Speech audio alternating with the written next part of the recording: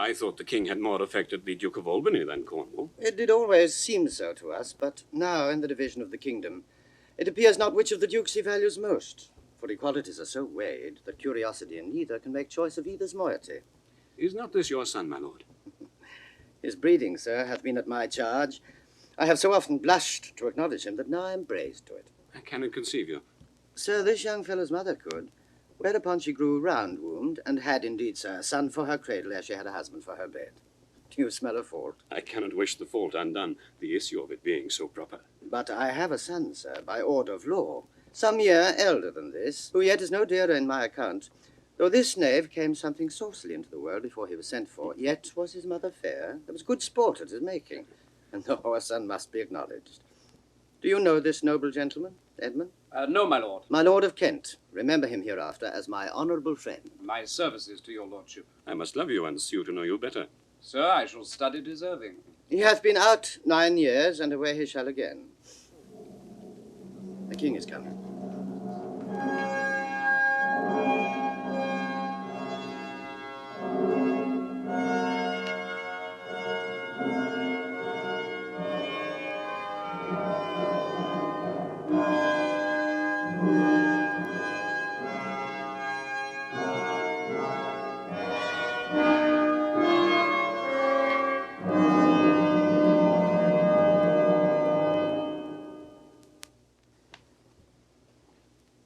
Attend the lords of France and Burgundy, Gloucester. I shall, my lord. Meantime, we shall express our darker purpose. Give me the map there. Know that we have divided in 3 our kingdom, and 'tis our fast intent to shake all cares and business from our age, conferring them on younger strengths, while we, unburthened, crawl toward death. Our son of Cornwall, and you, our no less loving son of Albany, we have this hour a constant will to publish our daughter's several dowers, that future strife may be prevented now.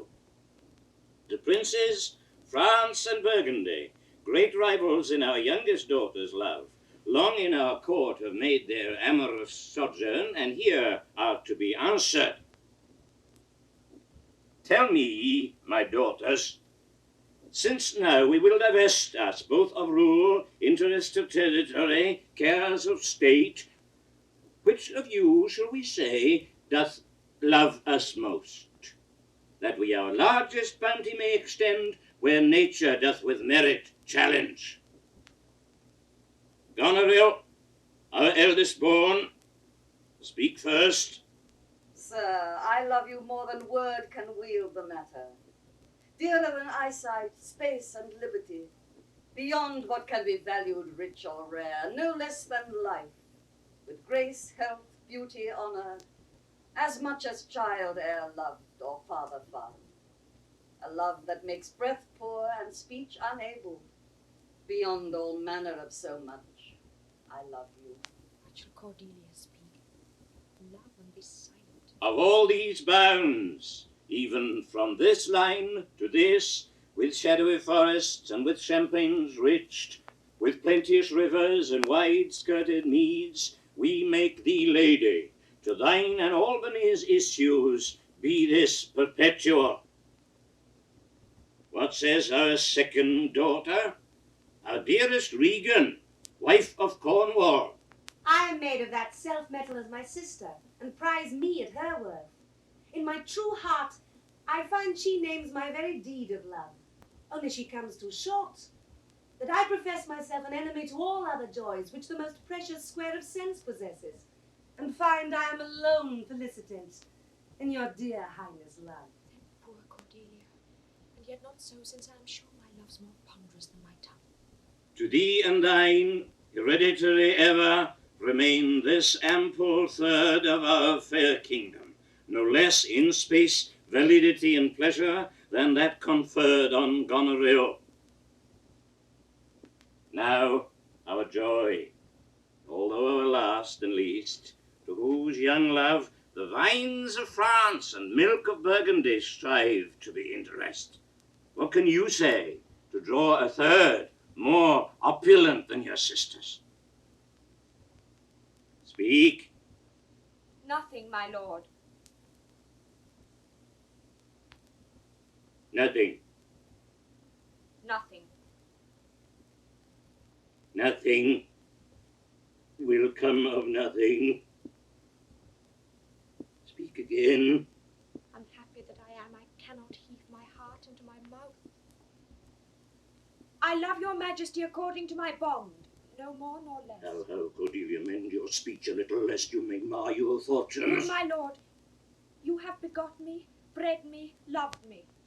I return those duties back as our right fit, obey you, love you, and most honor you. Why have my sisters husbands, if they say they love you all?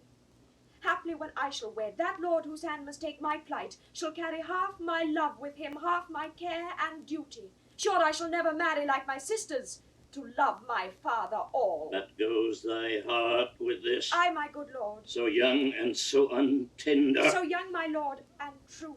Let it be so! Thy truth then be thy dower!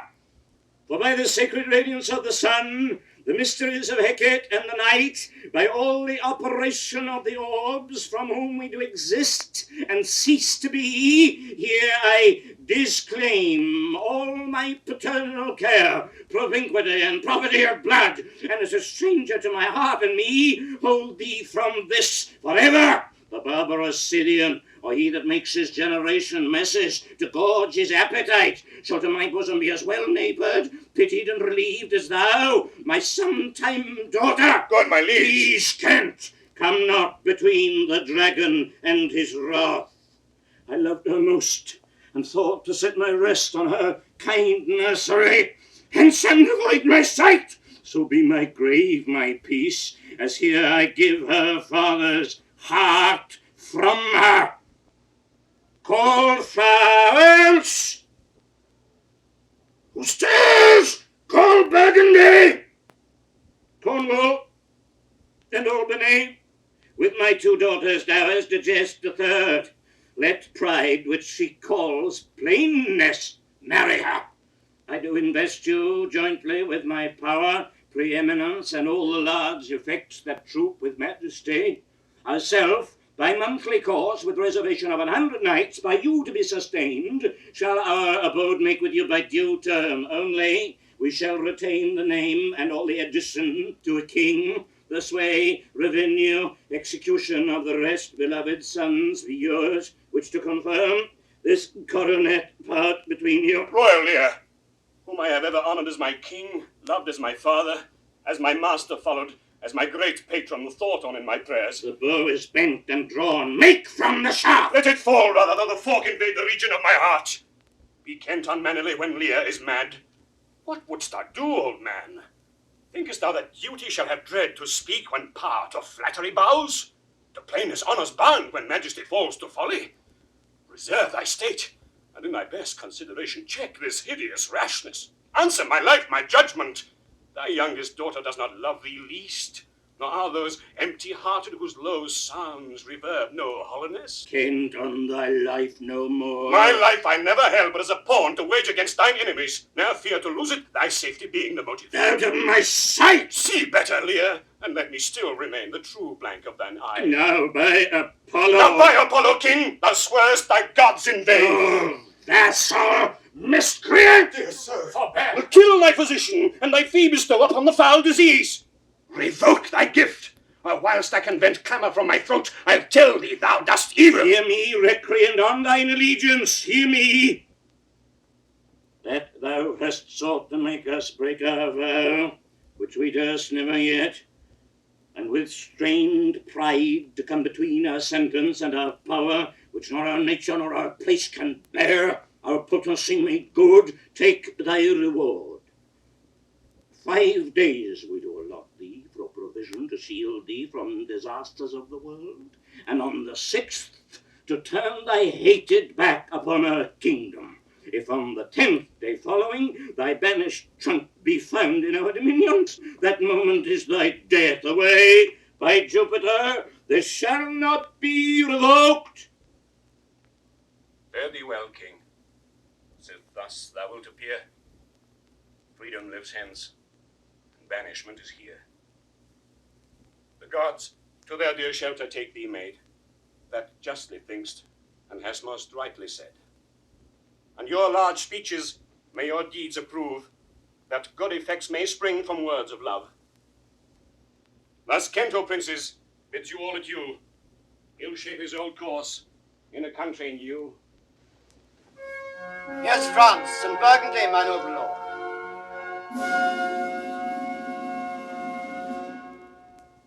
My lord of Burgundy, we first address toward you, who with this king hath rivaled for our daughter. What in the least will you require in present dower with her, or cease your quest of love? Most royal majesty, I crave no more than hath your highness offered, nor will you tender less. Right noble Burgundy, when she was dear to us, we did hold her so, but now her price is fallen, so there she stands. If aught within that little seeming substance, or all of it with our displeasure pieced, and nothing more, may fitly like your grace, she is there, and she is yours. I know no answer. Will you, with these infirmities she owes, unfriended, new adopted to our hate, dowered with our curse, and strangered with our oath, take her or leave her? Pardon me, royal sir. Election makes not up in such conditions. Then leave her, sir, for by the power that made me, I tell you all her wealth. For you, great king, I would not from your love make such a stray to match you where I hate. Therefore beseech you to avert your liking a more worthier way than on a wretch whom nature's ashamed almost to acknowledge hers. This is most strange, that she whom even but now was your best object, the argument of your praise, balm of your age, the best, the dearest, should in this trice of time commit a thing so monstrous to dismantle so many folds of favour. Sure her offence must be of such unnatural degree that monsters it, your forevouched affection fall into taint, which to believe of her must be a faith that reason without miracles should never plant in me. I yet beseech your majesty, if for I want that glib and oily art to speak and purpose not, since what I well intend I'll do it before I speak, that you make known it is no vicious blot, mirther, or foulness, no unchaste action or dishonoured step that hath deprived me of your grace and favour. And even for want of that for which I am richer, a still soliciting eye, and such a tongue that I am glad I have not, though not to have it hath lost me in your liking.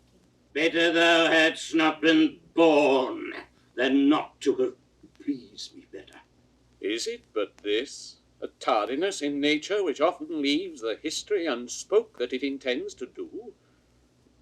My lord of Burgundy, what say you to the lady? Love's not love when it is mingled with regards. That stands aloof from the entire point. Will you have her? She is herself a dowry.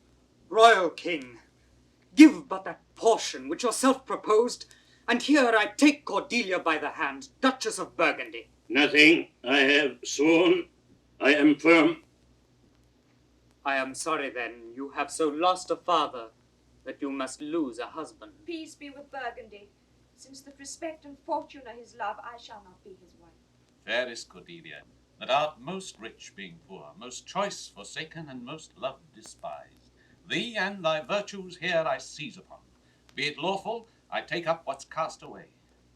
Gods, 'tis strange that from their coast neglect my love should kindle to inflamed respect.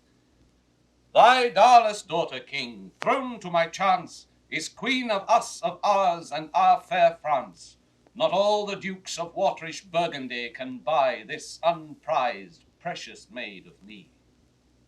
Bid them farewell, Cordelia. Though unkind, thou losest here a better where to find. Thou hast of France, let her be thine, for we have no such daughter, nor shall ever see that face of hers again. Therefore be gone, without our grace, our love, our benison. Come, noble Burgundy.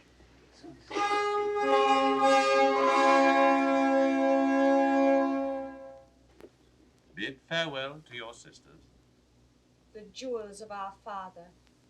With washed eyes Cordelia leaves you. I know you what you are, and like a sister am most loath to call your faults as they are named. Love well our father. To your professed bosoms I commit him. But yet, alas, stood I within his grace, I would prefer him to a better place. So farewell to you both. Prescribe not us our duties. Let your study be to content your lord, who hath received you at fortune's arms. You have obedience scanted, and well are worth the want that you have wanted. Time shall unfold what plighted cunning hides, who covered faults at last with shame derides. Well may you prosper. Come, my fair Cordelia.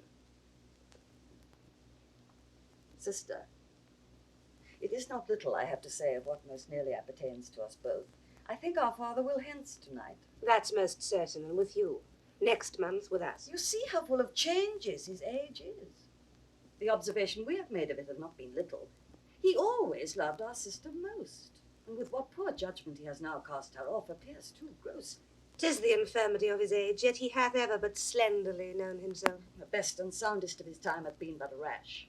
Then must we look from his age to receive not alone the imperfections of long ingraft condition, but therewithal the unruly waywardness that infirm and choleric years bring with them. Such unconstant starts are we like to have from him as this of Kent's banishment. There is further compliment of leave-taking between France and him.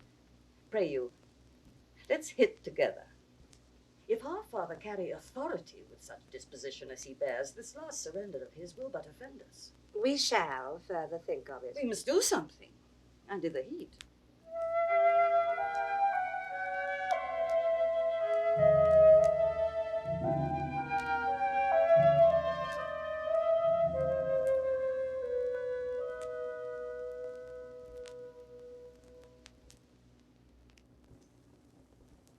Thou, nature, art my goddess. To thy law my services are bound. Wherefore should I stand in the plague of custom and permit the curiosity of nations to deprive me? For that I am some 12 or 14 moonshines lag of a brother? Why, bastard, wherefore base?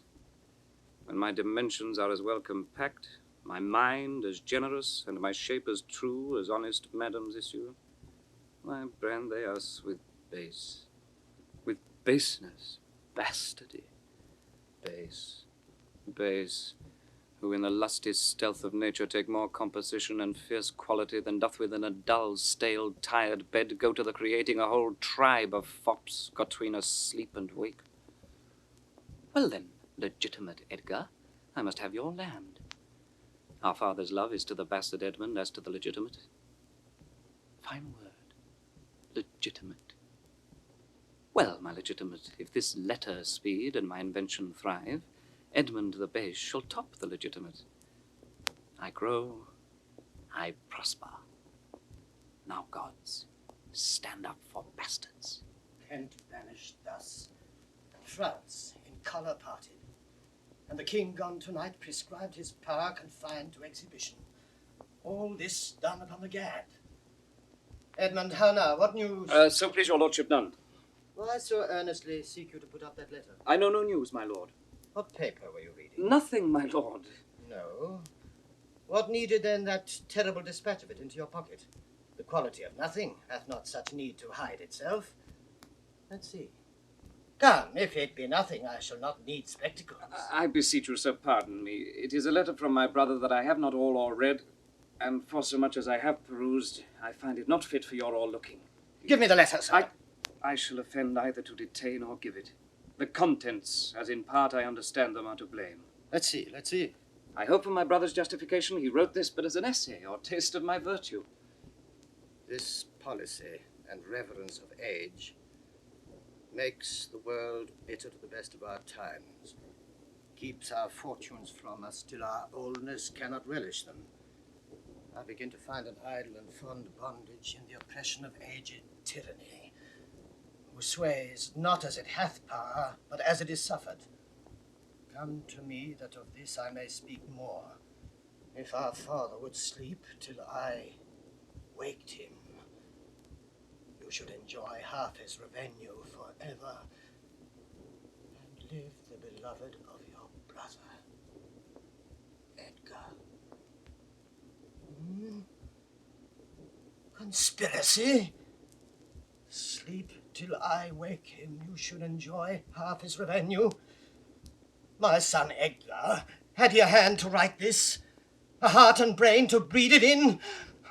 When came you to this? Who brought it? It was not brought me, my lord. There's the cunning of it. I found it thrown in at the casement of my closet. You know the character to be your brother's. If the matter were good, my lord, I just swear it was, but in respect of that, I would fain think it were not. It is his. It is his hand, my lord, but I hope his heart is not in the contents. Has he never before sounded you in this business? Oh, never, my lord. I have heard him oft maintain it to be fit that sons at perfect age and fathers declined, the father should be as ward to the son, and the son manage his revenue. Oh, villain! Villain! His very opinion in the letter. Abhorred villain! Unnatural, detested, brutish villain! Worse than brutish! Go, sinner, seek him. I'll apprehend him. Abominable villain, where is he? I do not well know, my lord. If it shall please you to suspend your indignation against my brother till you can derive from him better testimony of his intent, you should run a certain course, where if you violently proceed against him, mistaking his purpose, it would make a great gap in your own honour, and shake in pieces the heart of his obedience. I dare pawn down my life for him that he hath writ this to feel my affection to your honour, and to no other pretence of danger. Think you so?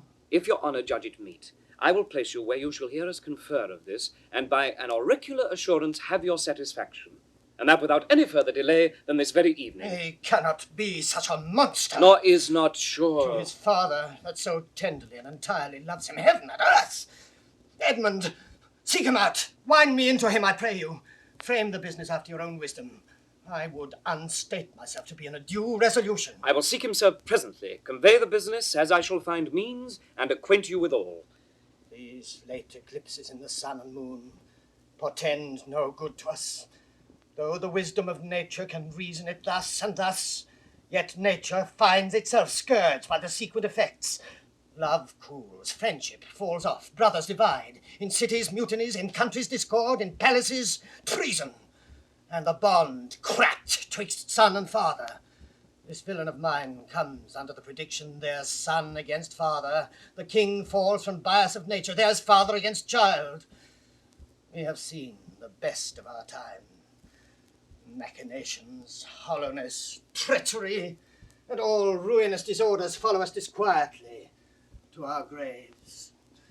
Find out this villain, Edmund. It shall lose thee nothing. Do it carefully. And the noble and true-hearted Kent banished. His offence, honesty. 'Tis strange.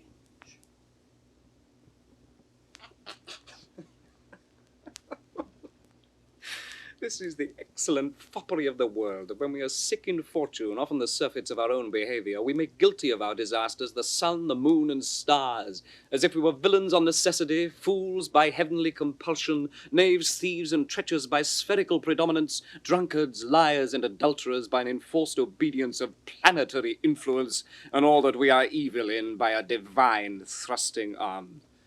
An admirable evasion of whoremaster man to lay his goatish disposition on the charge of a star. My father compounded with my mother under the dragon's tail, and my nativity was under Ursa Major, so that it follows I am rough and lecherous. Tut, I should have been that I am, had the maidenliest star in the firmament twinkled on my bastardizing, and Edgar's Pat, he comes like the catastrophe of the old comedy. My cue is villainous melancholy, with a sigh like Tom a Bedlam. Oh, these eclipses do portend these divisions. Far so long me. How now, Brother Edmund? What serious contemplation are you in? I am thinking, brother, of a prediction I read this other day. What should follow these eclipses? Do you busy yourself with that? I promise you the effects he writes of succeed unhappily, as of unnaturalness between the child and the parent. Death, dearth, dissolutions of ancient amities, divisions in state, menaces and maledictions against king and nobles, needless diffidences, banishment of friends, dissipation of cohorts, nuptial breaches, and I know not what. How long have you been a secretary astronomical? Come. When saw you my father last? The night gone by. Spake you with him? Aye, 2 hours together. Parted you in good terms? Found you no displeasure in him by word nor countenance? None at all. Bethink yourself wherein you may have offended him, and at my entreaty forbear his presence until some little time have qualified the heat of his displeasure, which at this instant so rageth in him that with the mischief of your person it would scarcely allay. Some villain hath done me wrong. That's my fear. I pray you have a continent forbearance till the speed of his rage goes slower. And as I say, retire with me to my lodging, from whence I will fitly bring you to hear my lord speak. Pray ye go. There's my key. If you do stir abroad, go armed. Armed, brother? Brother, I advise you to the best. I am no honest man if there be any good meaning toward you. I have told you what I have seen and heard but faintly, nothing like the image and horror of it. Pray you away. Shall I hear from you anon? I do serve you in this business.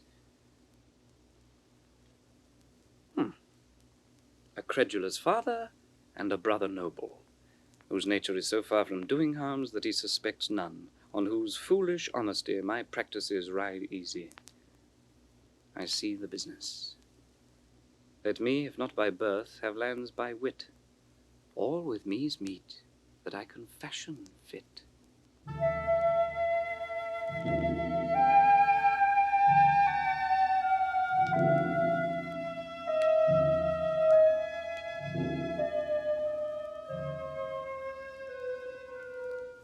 Did my father strike my gentleman for chiding of his fool? Aye, madam.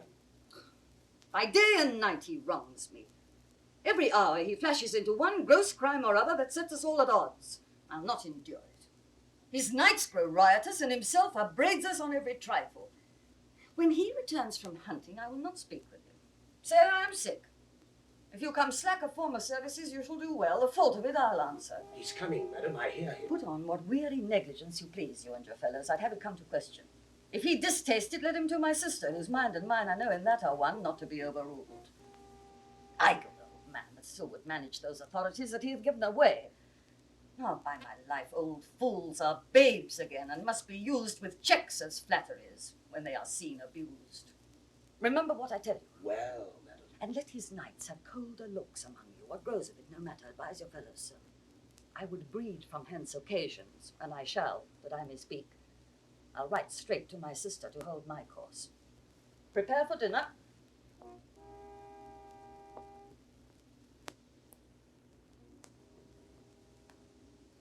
If but as well I other accents borrow, that can my speech diffuse, my good intent may carry through itself to that full issue for which I raise my likeness.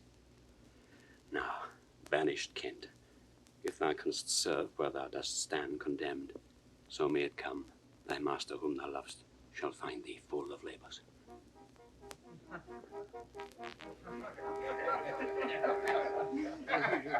Let me not stay a jot for dinner. Go get it ready. Now, what art thou? A man, sir. What dost thou profess? What wouldst thou with us? Oh, I do profess to be no less than I seem. To serve him truly that will put me in trust, to love him that is honest, to converse with him that is wise and says little, to fear judgment, to fight when I cannot choose, and to eat no fish. What art thou? A very honest-hearted fellow, and as poor as the king. If thou beest as poor for a subject as he is for a king, thou art poor enough. What wouldst thou? Service. Who wouldst thou serve? You. Dost thou know me, fellow? No, sir, but you have that in your countenance which I would fain call master. What's that? Authority. What services canst thou do? I can keep honest counsel, ride, run, mar a curious tale in telling it, and deliver a plain message bluntly. That which ordinary men are fit for, I am qualified in, and the best of me is diligence. How old art thou? Not so young, sir, to love a woman for singing, nor so old to dote on her for anything. I have years on my back, 48. Follow me, thou shalt serve me. If I like thee no worse after dinner, I'll not part from thee yet. Dinner! Oh, dinner! Where is my knave, my fool, Go you call my fool hither. Oh, you, sirrah. Where's my daughter? Please, yeah. What's this a fellow there? Call the clock pull back. Oh, where's my fool? Oh, I think the world's asleep. Oh no, where's that mongrel? He says, my lord, your daughter is not well. Why came the slave not back when I called him? Sir, he answered me in the roundest manner. He would not. He would not. My lord, I know not what the matter is, but to my judgment, your highness is not entertained with that ceremonious affection as you were wont. There's a great abatement of kindness appears as well in the general dependence, as in the duke himself also, and your daughter. Say so. I beseech you, pardon me, my lord, if I be mistaken. For my duty cannot be silent when I think your highness wrong. But remember, it's mere mine own conception. I have perceived a most faint neglect of late, which I rather blamed on mine own jealous curiosity than a very pretence and purpose of unkindness. I'll look further into it.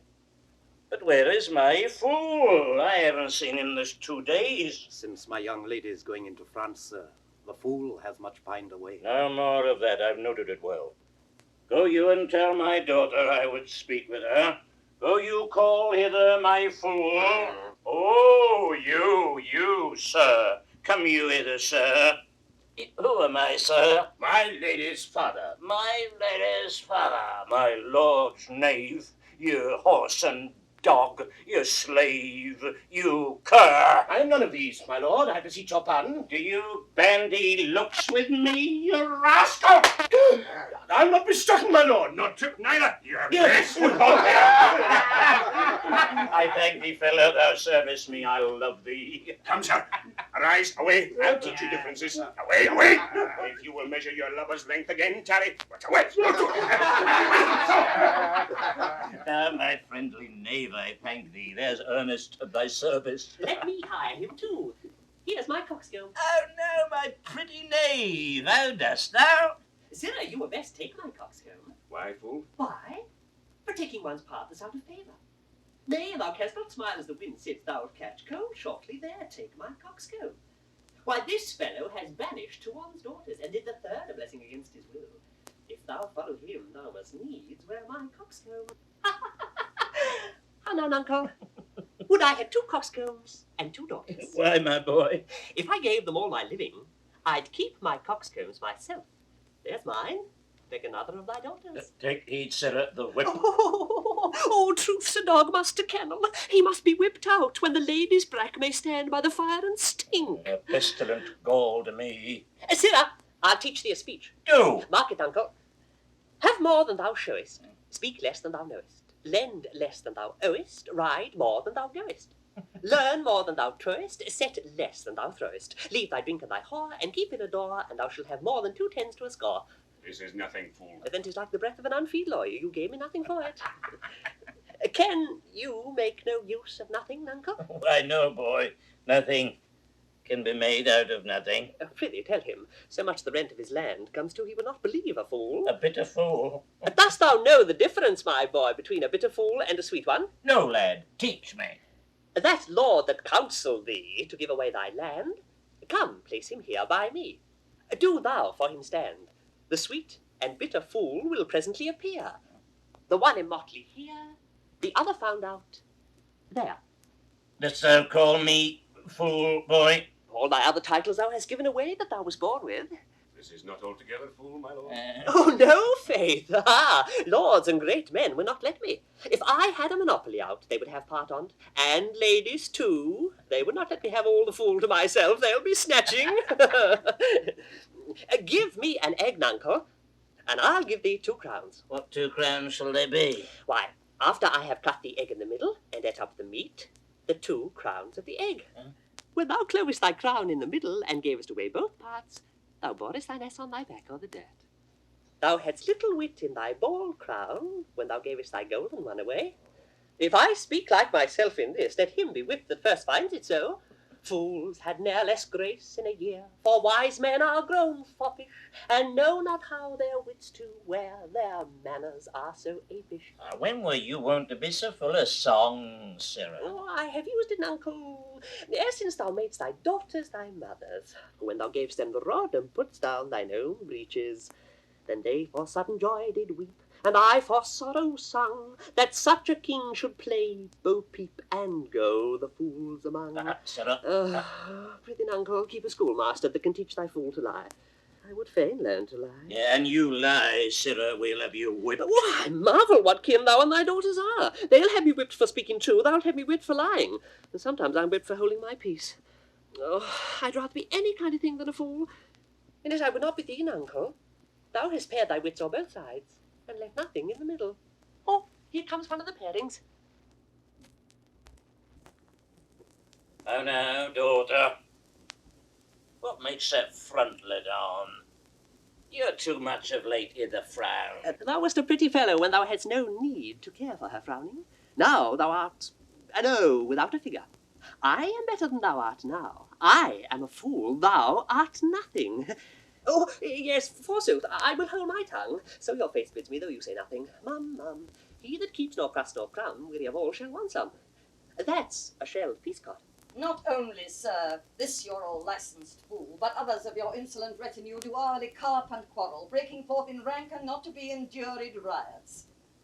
Sir, I had thought by making this well known unto you to have found a safe redress, but now grow fearful by what yourself too late have spoken down, that you protect this course and put it on by your allowance, which if you should, the fault would not scape censure, nor the redresses sleep, which in the tender of a wholesome weal might in their workings do you that offence which else for shame, that then necessity will call discreet proceeding.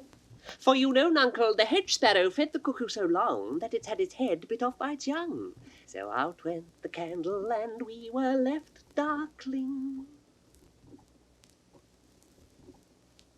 Are you our daughter? I would you would make use of your good wisdom, whereof I know you are fraught, and put away these dispositions which of late transport you from what you rightly are. Oh, may not an ass know when the cart draws the horse? Whoop, Jug, I love thee. Does any here know me? This isn't Lear. Does Lear walk thus, speak thus, where his eyes? Are these notion weakens his discernings a lethargy? Ah, waking, 'tis not so. Who is it who can tell me who I am? Lear Shadow? I would learn that. But by the marks of sovereignty, knowledge, and reason, I should be false persuaded I had daughters. Which they will make an obedient father. Your name, fair gentlewoman? This admiration, sir, is much of the savour of other your new pranks. I do beseech you to understand my purposes aright, as you are old and reverend, should be wise. Here do you keep 100 knights and squires, men so disordered, so debauched and bold, that this our court, infected with their manners, shows like a riotous inn. Epicurism and lust make it more like a tavern or a brothel than a graced palace. The shame itself doth speak for instant remedy. Be then desired by her, that else will take the thing she begs, a little to disquantity your train, and the remainders that shall still depend to be such men as may besort your age, which know themselves and you. Darkness and devils. Saddle my horses, call my train together, degenerate bastard. I'll not trouble thee, yet have I left a daughter. You strike my people, and your disordered rabble make servants of their betters. Woe that too late repents. My lord. Oh, sir, are you come? Is it your will? Speak, sir. Prepare my horses. Ingratitude, thou marble-hearted fiend. More hideous when thou showest thee in a child than the sea monster. Pray, sir, be patient. Detested kite, thou liest. My train are men of choice and rarest parts, that all particulars of duty know, and in the most exact regard support the worships of their name. O most small fault, how ugly didst thou in Cordelia show, which like an engine wrenched my frame of nature from the fixed place, drew from my heart all love, and added to the gall, O Lear, Lear, Lear, beat at this gate that let thy folly in and thy dear judgment out. Go, go, my people! My lord, I am guiltless, as I am ignorant of what hath moved you. It may be so, my lord. Here, nature, here, dear goddess, here, suspend thy purpose, if thou didst intend to make this creature fruitful. Into her womb convey sterility. Dry up in her the organs of increase, and from her delicate body never spring a babe to honour her. If she must teem, create her child of spleen, that it may live and be a thwart, disnatured torment to her. Let it stamp wrinkles in her brow of youth, with cadent tears fret channels in her cheeks, turn all her mother's pains and benefits to laughter and contempt, that she may feel how sharper than a serpent's tooth it is to have a thankless child.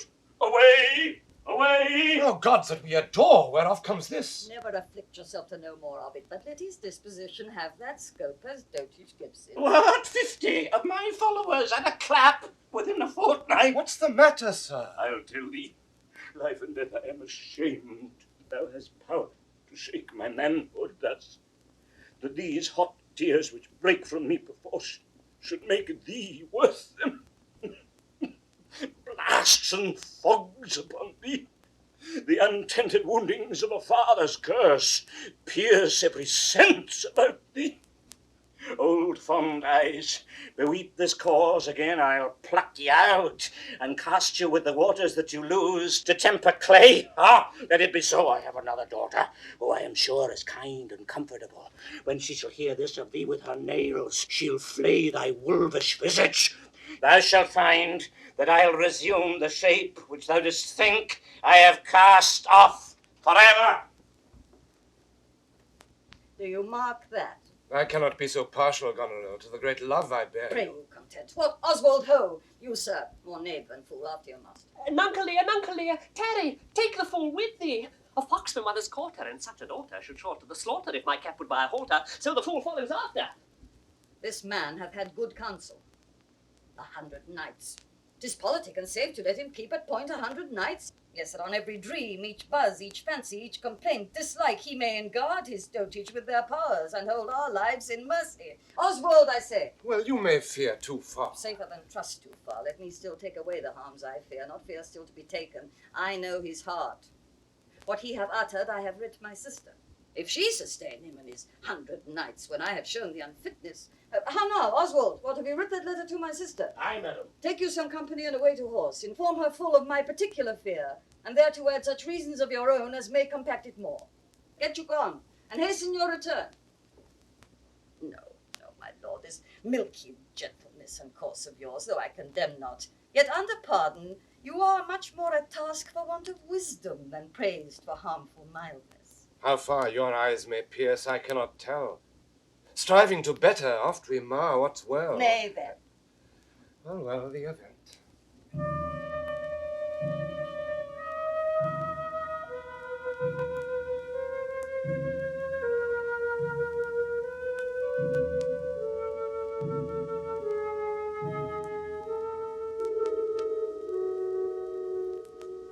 Go you before to Cornwall with these letters. Acquaint my daughter no further with anything you know than comes from her demand out of the letter.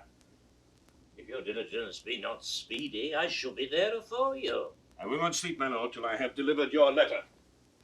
If a man's brains were in his heels, wert not in danger of gyves? Aye, boy. Then I prithee be merry. Thy wit shall not go slipshod. Shall see thy other daughter will use thee kindly. Though she's as like this as a crab's like an apple, yet I can tell what I can tell. What canst tell, boy? She will taste as like this as a crab does to a crab. And thou canst tell why one's nose stands in the middle of one's face. No. Why, to keep one's eyes of either side's nose, that what a man cannot smell out, he may spy into. I did her wrong. Canst tell how an oyster makes his shell? No. Nor I neither. But I can tell why a snail has a house. Why? Why to put his head in, not to give it away to his daughters and leave his horns without a case.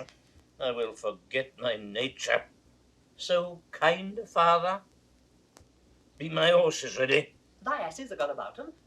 The reason why the 7 stars are no more than 7 is a pretty reason. Because they're not 8. Yes, indeed. Thou wouldst make a good fool. Take it again, perforce. Monster ingratitude. If thou wert my full uncle, I'd have thee beaten for being old before thy time. How's that?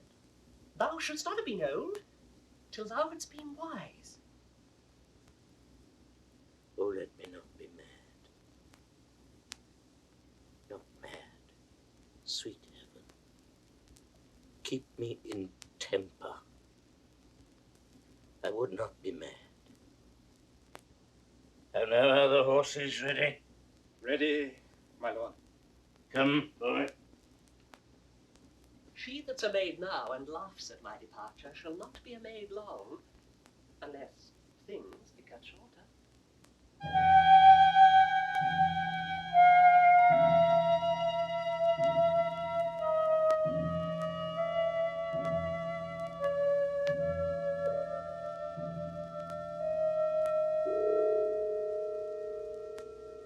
Save thee, Curan.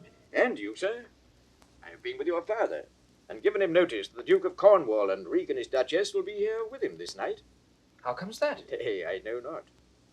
You have heard of the news abroad. I mean the whispered ones, for they are yet but ear-kissing arguments. Not I, pray you, what are they? Have you heard of no likely wars toward? Twixt the Dukes of Cornwall and Albany? Not a word. You may do then in time. Fare you well, sir. The Duke be here tonight. The better, best. This weaves itself perforce into my business. My father hath set guard to take my brother, and I have one thing of a queasy question which I must act. Briefness and fortune work. Brother, a word, descend. Brother, I say. Aye. My father watches. Oh, sir, fly this place. Intelligence is given where you are hid. You have now the good advantage of the night. Have you not spoken against the Duke of Cornwall? The Duke? He's coming hither now in the night in a haste, and Regan with him. Have you nothing said upon his part against the Duke of Albany? Advise yourself. I am sure on't, not a word. I hear my father coming. Pardon me. In cunning I must draw my sword upon you. Now, draw, seem to defend yourself. Now quit you well. Yield! Come before my father! Light ho! Here! Fly, brother! Torches! Torches! So farewell. Some blood drawn on me will beget opinion of my more fierce endeavour. I have seen drunkards do more than this in sport.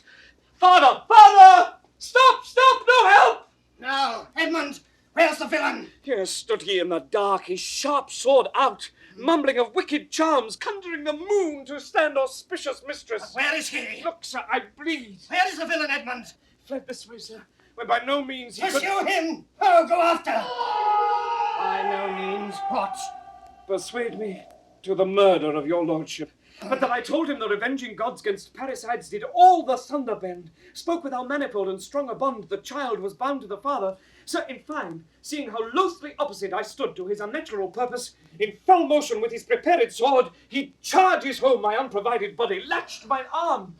But when he saw my best alarmed spirits bold in the quarrel's right, roused to the encounter, or whether gasted by the noise I made, full suddenly he fled. Let him fly far. Not in this land shall he remain uncaught, and found dispatch. The noble Duke, my master, my worthy art and patron, comes tonight. By his authority I will proclaim it, that he which finds him shall deserve our thanks, bringing the murderous coward to the stake. He that conceals him, death. When I dissuaded him from his intent and found him piped to do it, with cursed speech I threatened to discover him. He replied, "Thou unpossessing bastard, dost thou think if I would stand against thee with the reposal of any trust, virtue, or worth in thee, make thy words faith? No. What I should deny, as this I would, either thou didst produce my very character, I'll turn it all to thy suggestion, plot, and damned practice. And thou must make a dullard of the world if they not thought the prophets of my death were very pregnant and potential spirits to make thee seek it." Oh, strange and fastened villain. Would he deny his letter, said he. I never got him. Hark, the Duke's trumpets. I know not why he comes. All ports I'll bar. The villain shall not scape. The Duke must grant me that.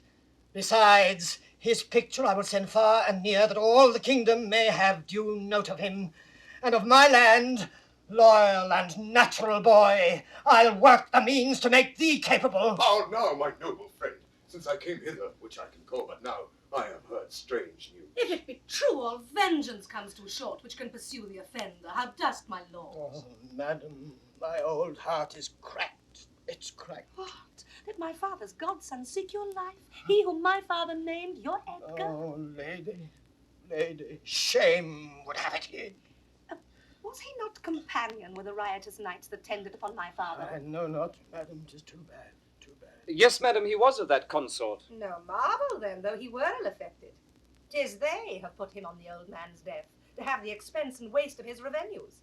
I have, this present evening, from my sister, been well informed of them, and with such cautions, that if they come to sojourn at my house, I'll not be there. Nor I, assure thee, Regan. Edmund, I hear that you have shown your father a childlike office. It was my duty, sir. He did bewray his practice, and receive this hurt, you see, striving to apprehend him. Is he pursued? Aye, my good lord. If he be taken, he shall never more be feared of doing harm. Make your own purpose how in my strength you please.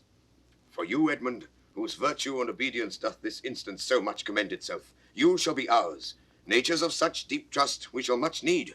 You we first seize on. I shall serve you, sir, truly, however else. For him I thank your grace. You know not why we came to visit you? Thus out of season, threading dark-eyed night, occasions, noble Gloucester, of some prize, wherein we must have use of your advice. Our father, he hath writ, so hath our sister, of differences, which I best thought it fit to answer from our home. The several messengers from hence attend dispatch. Our good old friend, lay comforts to your bosom, and bestow your needful counsel to our businesses, which craves the instant use. I serve you, madam. Your graces are right welcome.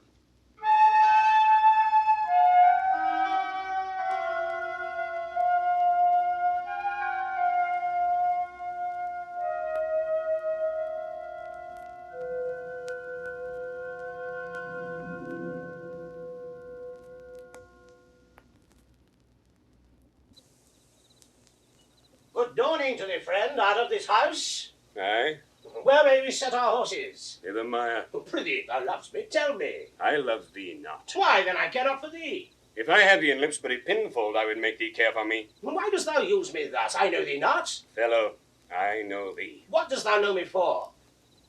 A knave, a rascal, an eater of broken meats, a base, proud, shallow, beggarly, three-suited, 100-pound, filthy, worsted, stocking knave. A lily-livered, action-taking, whoreson, glass-gazing, super-serviceable, finical rogue.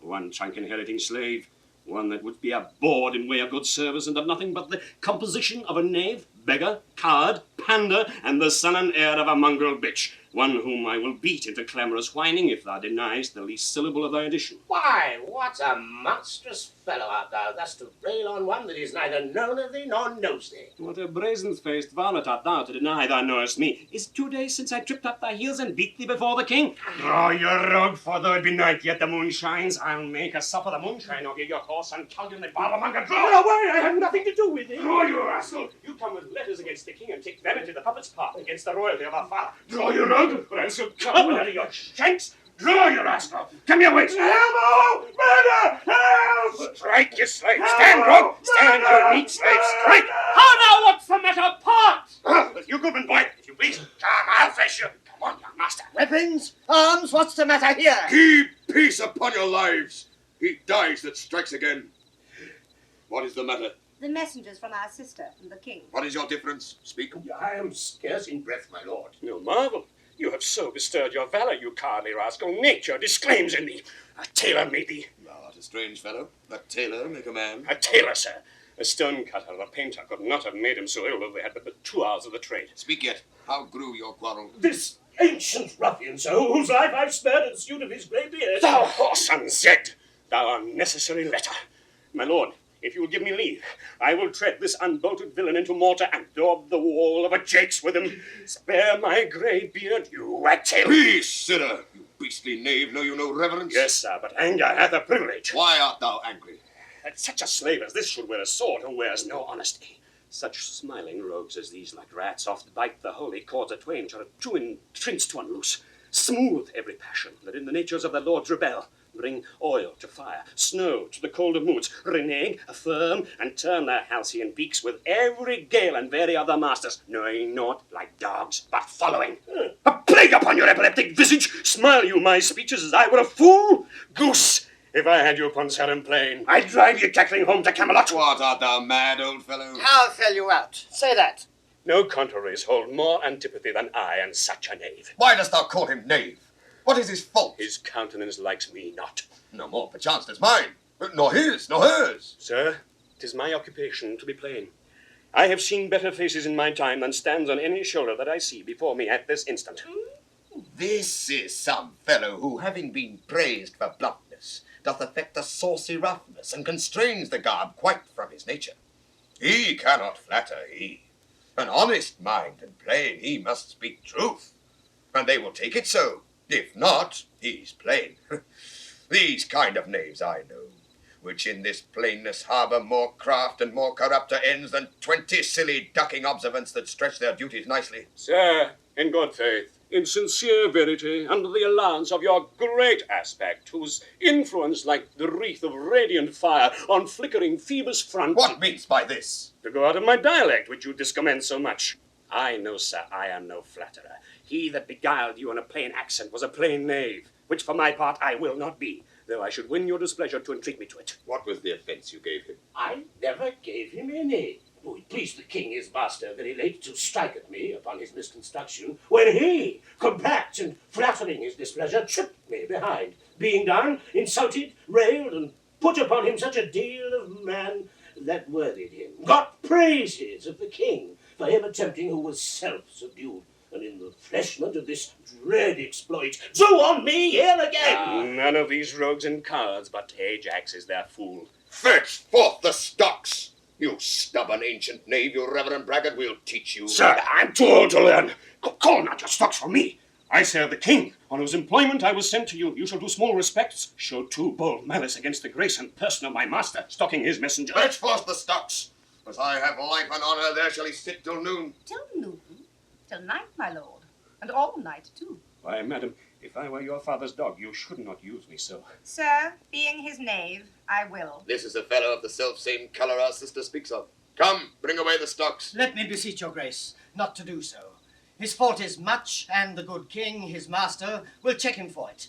Your purposed low correction is such as basest and contemnest wretches for pilferings and most common trespasses are punished with. The king must take it ill that he, so slightly valued in his messenger, should have him thus restrained. I'll answer that. My sister may receive it much more worse to have her gentleman abused, assaulted for following her affairs. Put in his legs. Come, my good lord, away.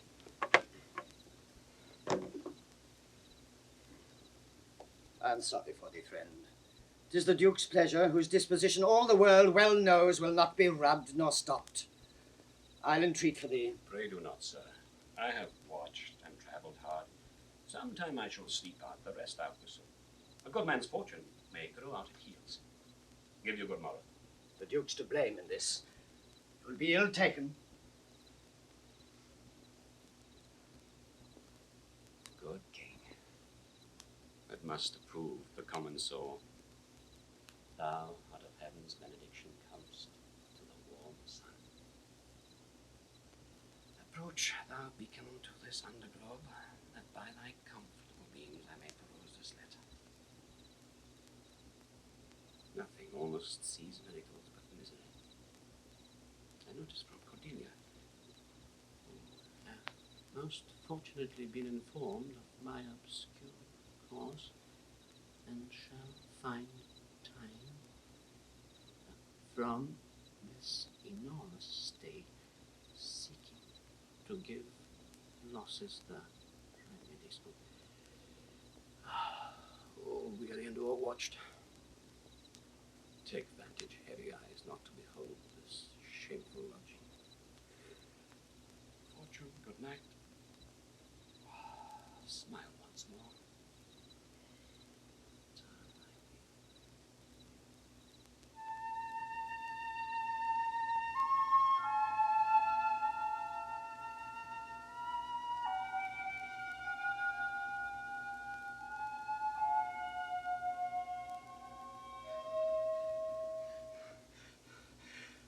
myself proclaimed, and by the happy hollow of a tree escaped the hunt. No port is free, no place that guard and most unusual vigilance does not attend my taking.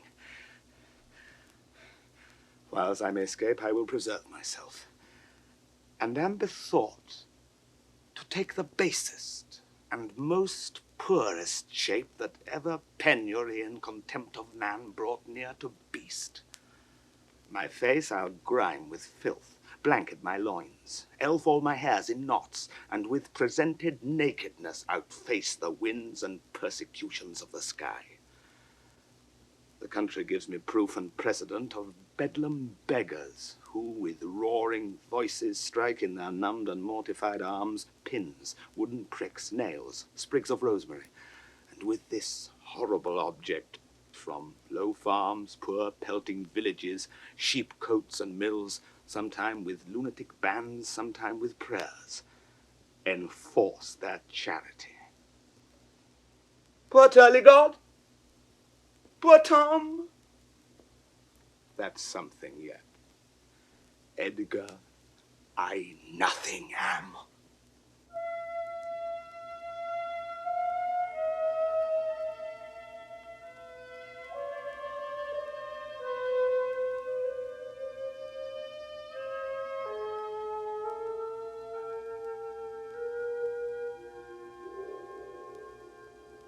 It is strange that they should so depart from home and not send back my messenger. As I learned the night before, there was no purpose in them of this remove. Hail to thee, noble master. How? Makes thou this shame thy pastime? No, my lord. He wears cruel garters. Horses are tied by the heads, dogs and bears by the neck, monkeys by the loins, and men by the legs. When a man's over lusty legs, then he wears wooden leather stocks. What's he that hath so much thy place mistook the city here? It is both he and she, your son and daughter. No. Yes. No, I say. I say yea. No, they would not. Yes, they have. By Jupiter, I swear no. By Juno, I swear aye. They durst not do it. They could not, would not do it. 'Tis worse than murder to do upon respect such violent outrage. Resolve me with all modest haste which way thou mightst deserve, or they impose this usage coming from us. My lord, when at their home I did commend your highness letters to them, ere I was risen from the place that showed my duty kneeling, came there a reeking post, stewed in his haste, half breathless, panting forth from Goneril his mistress' salutations. Delivered letters spite of intermission, which presently they read. On those contents they summoned up their meany, straight took horse, commanded me to follow and attend the leisure of their answer, gave me cold looks, and meeting here the other messenger, whose welcome I perceived had poisoned mine, being the very fellow which of late displayed so saucily against your highness, having more man than wit about me, drew. He raised the house with loud and coward cries. Your son and daughter found this trespass worth the shame which here it suffers. Winter's not gone yet if the wild geese fly that way. Fathers that wear rags do make their children blind, but fathers that wear bags shall see their children kind. Fortune that errant hornet is the key to the poor. But for all this thou shalt have as many dollars for thy daughters as thou canst tell in a year. Oh, how this, mother, swells up toward my heart. Hysterica passio, down thou climbing sorrow, thy elements below. Where is this daughter? With the Earl, sir, here within. Follow me not. Stay here. Made you no more offence but what you speak of? None. How chance the king comes with so small a number? And thou hadst been set in the stocks for that question, thou'dst well deserved it. Why, fool? We'll set thee to school to an ant, to teach thee there's no labouring in the winter. All that follow their noses are led by their eyes, but blind men, and there's not a nose among 20 but can smell him that's stinking.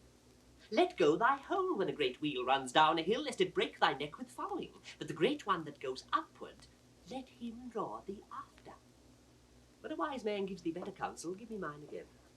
I would have none but knaves follow it, since a fool gives it. That, sir, which serves and seeks for gain, and follows but for form, will pack when it begins to rain, and leave thee in the storm. But I will tarry, the fool will stay, and let the wise man fly. The knave turns fool that runs away. The fool, no knave, Paddy. Where learned you this, fool? Not in the stocks, fool. Deny to speak with me? They're sick, they're weary, they have travelled all the night. Mere fetches. I, the images of revolt and flying off, fetch me a better answer. My dear lord, you know the fiery quality of the Duke, how unremovable and fixed he is in his own course. Vengeance, plague, death, confusion, fiery, what quality? Why, Gloucester, Gloucester, I would speak with the Duke of Cornwall and his wife. Well, my good lord, I have informed them so. Inform them, dost thou understand me, man? Aye, my good lord. The king would speak with Cornwall. The dear father would with his daughter speak, commands her service. Are they informed of this? My breath and blood, fiery, the fiery duke. Tell the hot duke that... No, but not yet. Maybe he is not well. Infirmity doth still neglect all office whereto our health is bound. We not ourselves, when nature being oppressed, commands the mind to suffer with the body. I'll forbear, and am fallen out with my more headier will to take the indisposed and sickly fit for the sound man. Death on my state, wherefore should he sit here? This act persuades me that this remotion of the Duke and her is practice only. Give me my servant forth. Go tell the Duke and his wife I'd speak with them. Now, presently, bid them come forth and hear me, or at their chamber door I'll beat the drum till it cries sleep to death. I would have all well betwixt you.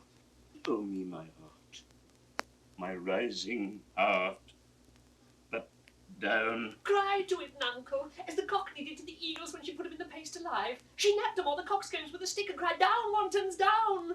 'Twas her brother that in pure kindness to his horse buttered his hay. Good morrow to you both. Hail to your grace. I'm glad to see your highness. Regan, I think you are. I know what reason I have to think so. If thou shouldst not be glad, I would divorce me from thy mother's tomb, sepulchring an adulteress. Oh, are you free? Some other time for that. Beloved Regan, thy sister is naught, O Regan.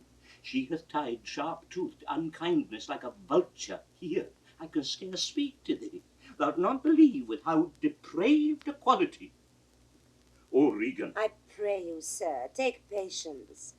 I have hope you less know how to value her desert than she to scant her duty. Say, how's that? I cannot think my sister in the least would fail her obligation. If, sir, perchance ye have restrained the riots of your followers, 'tis on such ground and to such wholesome end as clears her from all blame. My curses on her. Oh, sir, you are old. Nature in you stands on the very verge of her confine. You should be ruled and led by some discretion that discerns your state better than you yourself. Therefore I pray you that to our sister you do make return. Say you have wronged her. Ask her forgiveness. Oh, do you but mark how this becomes the house? Dear daughter, I confess that I am old. Age is unnecessary. On my knees I beg that you will vouchsafe me raiment, bed, and food. Good sir, no more. These are unsightly tricks. Return you to my sister. Never, Regan. She hath abated me of half my train, looked black upon me, struck me with her tongue most serpent-like upon the very heart. All the stored vengeances of heaven fall on her ingrateful top. Strike her young bones, you taking airs with lameness. You nimble lightnings dart your blinding flames into her scornful eyes. Infect her beauty, you fen-sucked fogs, drawn by the perverse sun to fall and blister her. Oh, the blessed God, so will you wish on me when the rash mood is on. No, Regan, thou shalt never have my curse. Thy tender-hefted nature shall not give thee o'er to harshness. Her eyes are fierce, but thine do comfort, and not burn. 'Tis not in thee to grudge my pleasures, to cut off my train, to bandy hasty words, to scant my sizes, and in conclusion to oppose the bolt against my coming in. Thou better knowest the offices of nature, bond of childhood, effects of courtesy, dues of gratitude. Thy half of the kingdom thou hast not forgot, wherein I thee endowed. Good sir, to the purpose. Who put my man in the stocks? What trumpet's that? I note my sister's. This approves her letter that she would soon be here. Is your lady come? This is a slave whose easy borrowed pride dwells in the sickly grace of her he follows out varlet from my sight. What means your grace? Who stopped my servant? Regan, I have good hope thou didst not know on't. Who comes here?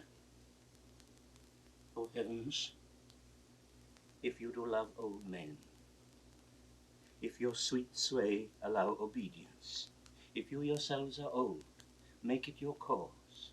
Send down and take my part. Art not ashamed to look upon this beard? Oh, Regan, will you take her by the hand? Why not by the hand, sir? How have I offended? All's not offence that indiscretion finds and dotage terms, sir. Oh, sides, you're too tough. Will you yet hold? How came my man in the stocks? I sent him there, sir. But his own disorders deserved much less advancement. You? Did you? I pray you, father, being weak, seem so. If till the expiration of your month you will return in sojourn with my sister, dismissing half your train, come then to me. I am now from home, and out of that provision which will be needful for your entertainment. Return to her, and 50 men dismissed. No! Rather I abjure all roofs, and choose to wage against the enmity of the air, to be a comrade with the wolf, and howl necessity's sharp pinch. Return with her. By the hot-blooded France that dowerless took our youngest born, I could as soon be brought to knee his throne, and squire like pension beg to keep base life afoot. Return with her, persuade me rather to be slave and sumpter to this detested groom. At your choice, sir. I prithee, daughter, do not make me mad. I will not trouble thee, my child. Farewell. We'll no more meet, no more see one another. But yet thou art my flesh, my blood, my daughter, or rather a disease that's in my flesh which I must needs call mine. Thou art a boil, a plague sore, or embossed carbuncle in my corrupted blood. But I'll not chide thee. Let shame come when it will, I do not call it. I do not bid the thunder-bearer shoot, nor tell tales of thee to high-judging Jove. Mend when thou canst. Be better at thy leisure. I can be patient. I can stay with Regan. I and my 100 knights. Not altogether so. I looked not for you yet, nor am provided for your fit welcome. Give ear, sir, to my sister. For those that mingle reason with your passion must be content to think you old, and so... But she knows what she does. Is this well spoken? I dare avouch it, sir. What, 50 followers? Is it not well? What should you need of more? Yea, or so many? Sith that both charge and danger speak gainst so great a number. How in one house should many people under 2 commands hold amity? 'Tis hard, almost impossible. Why might not you, my lord, receive attendance from those that she calls servants, or from mine? Why not, my lord? If then they chance to slack ye, we could control them. If you will come to me, for now I spy a danger, I entreat you to bring but 25. To no more will I give place or notice. I gave you all. And in good time you gave it. Made you my guardians, my depositaries, but kept a reservation to be followed with such a number. But must I come to you with 25? Regan said you so? And speak again, my lord, no more with me. Those wicked creatures yet do look well-favoured when others are more wicked. Not being the worst stands in some rank of praise. I go with thee. Thy 50 yet doth double 25, and thou art twice her love. Hear me, my lord. What need you 25? 10 or 5, to follow in a house where twice so many have a command to tend you? What need one? A reason, not the need. Our basest beggars are in the poorest things superfluous. Allow not nature more than nature needs. Man's life's as cheap as beasts. Thou art a lady. If only to go warm or gorgeous, why nature needs not what thou gorgeous wearest, which scarcely keeps thee warm. But for true need, you heavens give me patience. Patience I need. You see me here, you gods, a poor old man, as full of grief as age, wretched in both. If it be you that stirs these daughters' hearts against their father, fool me not so much to bear it tamely. Touch me with noble anger, and let not women's weapons, water drops, stain my man's cheeks. No, you unnatural hags, I will have such revenges on you both that all the world shall. I will do such things, what they are yet I know not, that they shall be the terrors of the earth. You think I weep? No, I'll not. I have full cause of weeping.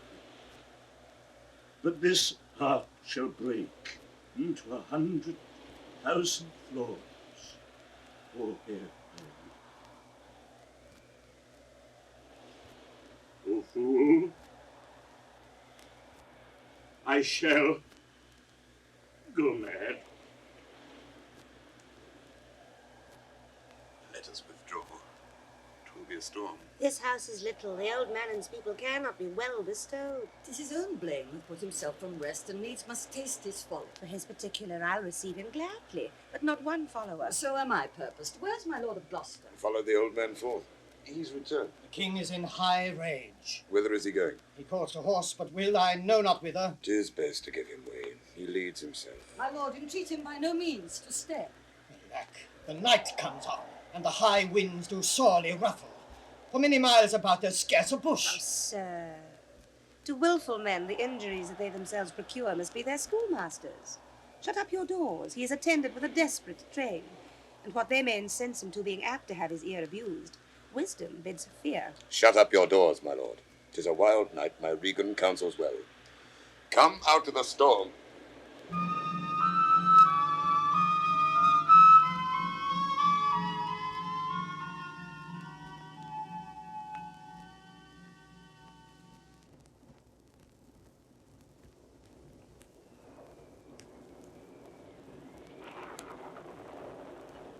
Who's there besides foul weather? One-minded like the weather, most unquiet.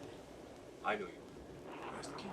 Contending with the fretful elements, bids the wind blow the earth into the sea, or swell the curling waters above the main, when things might change or cease. Tears his white hair, which the impetuous blasts with eyeless rage catch in their fury and make nothing of. Strives in his little world of man, to outscorn the to and fro conflicting wind and rain. This night, wherein the cub-drawn bear would couch, the lion and the belly-pinched wolf keep their third eye, unbonneted he runs and bids what will take on. But who is with him?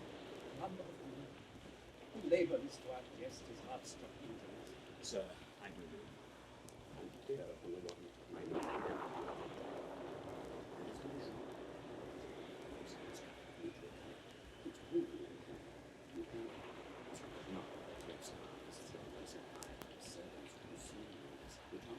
The spies and speculations and talents.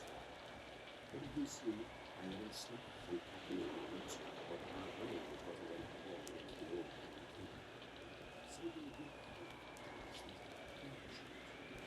but true it is from hence that comes a power into the Scab kingdom who, although liars and are negligent, have secret feet in some of our best ports, and are quick to show that open banner. Not you. If on my part you bear words, you can speak of the law. You should find some little anything that hinders the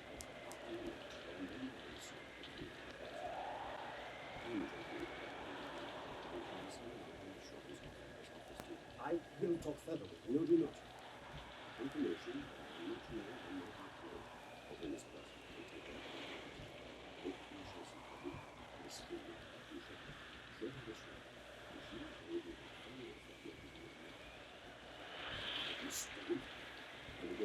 Give me your hand. You worship. Give that more than all yet. Let me have found the king, which your came back with it. Alice, he that first lights on him, holla the other.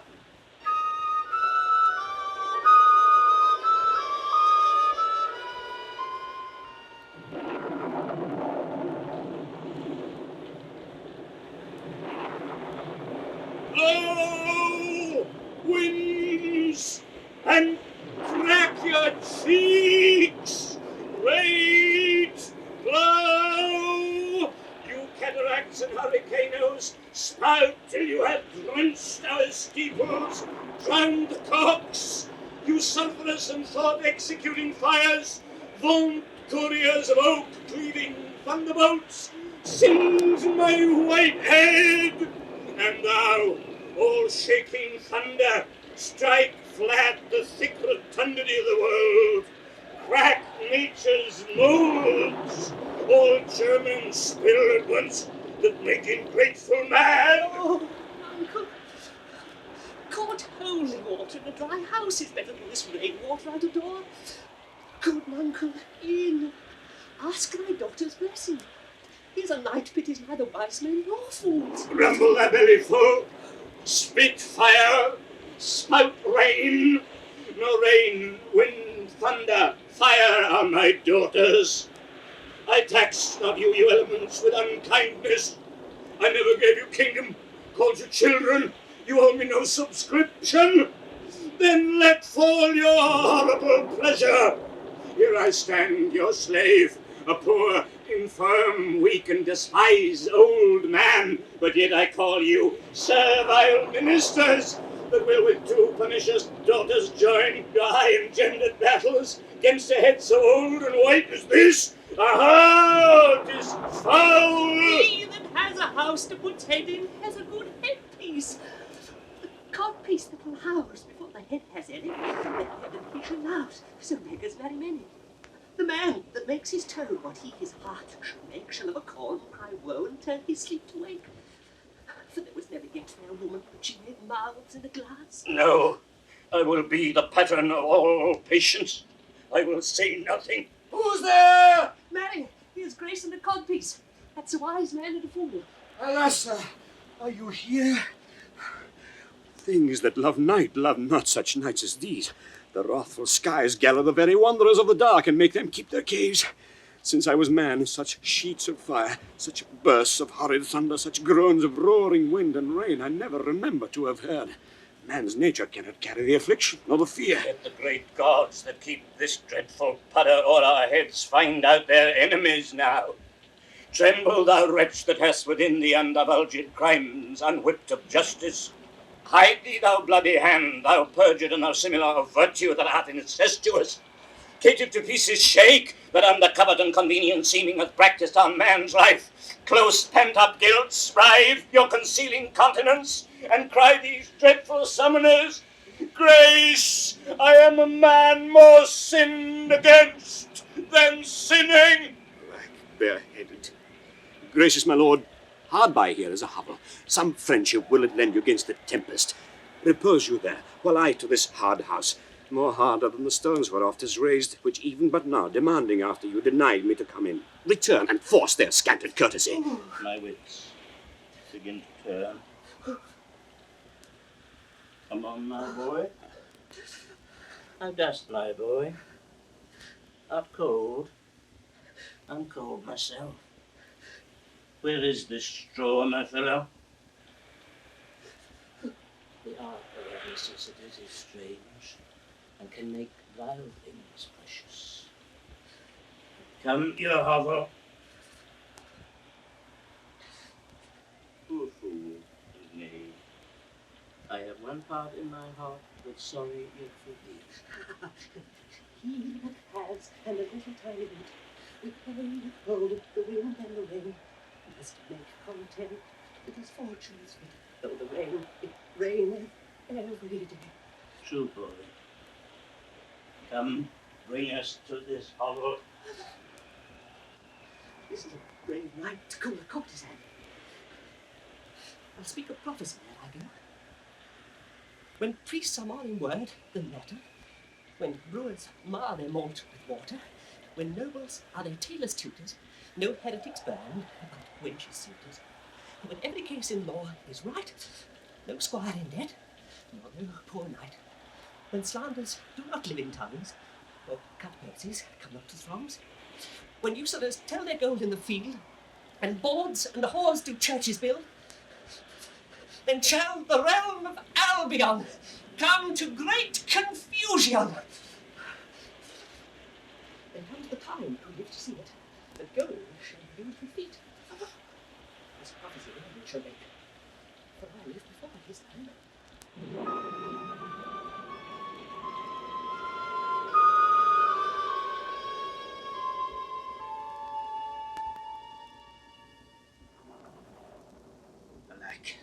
Alack, Edmund, I like not this unnatural dealing. When I desired a leave that I might pity him, they took from me the use of mine own house, charged me on pain of perpetual displeasure, neither to speak of him, entreat for him, or any way sustain him. Most savage and unnatural. Go to, say you nothing. There is division betwixt the dukes, and a worse matter than that. I have received a letter this night. 'Tis dangerous to be spoken. I have locked the letter in my closet. These injuries the king now bears will be revenged home. There is part of a power already footed. We must incline to the king. I will look him and privily relieve him. Go you and maintain talk with the duke, that my charity be not of him perceived. If he ask for me, I am ill and gone to bed. If I die for it, as no less is threatened me, the king, my old master, must be relieved. There is strange things toward, Edmund. Pray you be careful. This courtesy forbid thee, shall the duke instantly know, and of that letter too. This seems a fair deserving, and must draw me that which my father loses, no less than all. The younger rises when the old doth fall.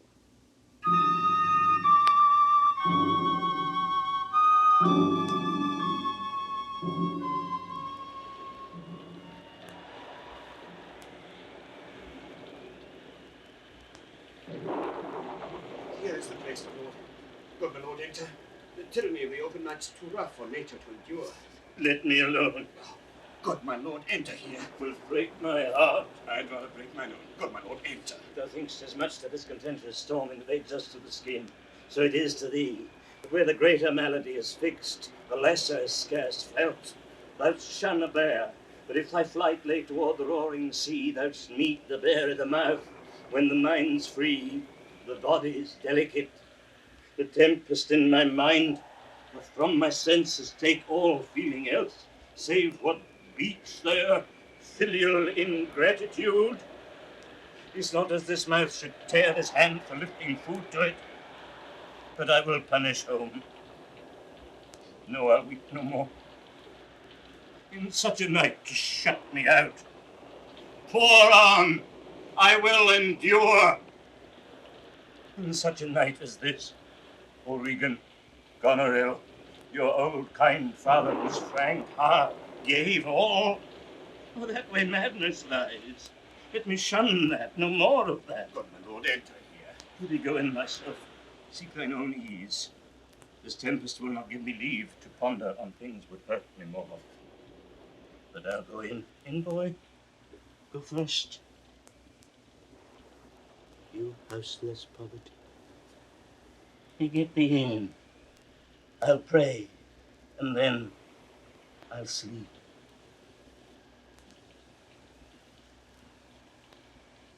Poor naked wretches, wheresoe'er you are, that bide the pelting of this pitiless storm, how shall your houseless heads and unfed sides, your looped and windowed raggedness defend you from seasons such as these?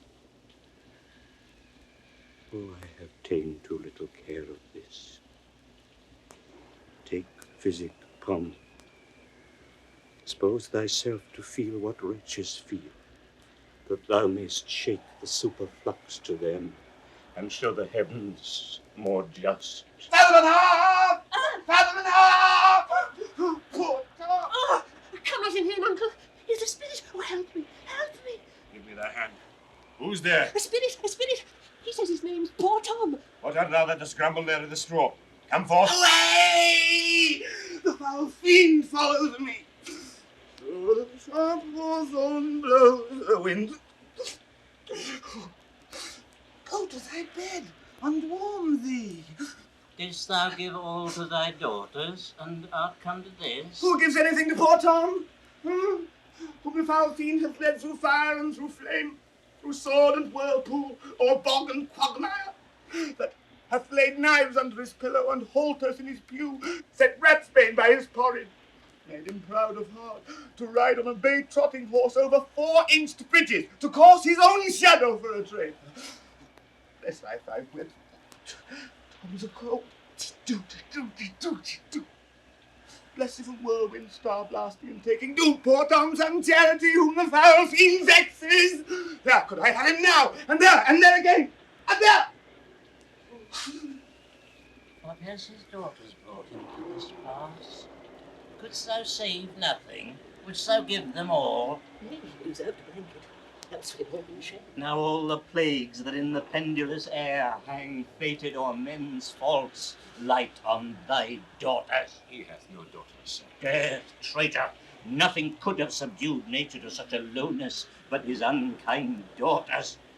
Is it the fashion that discarded fathers should have thus little mercy on their flesh? Judicious punishment. 'Twas this flesh begot those pelican daughters. Billycock sat on Billycock hill. Hello.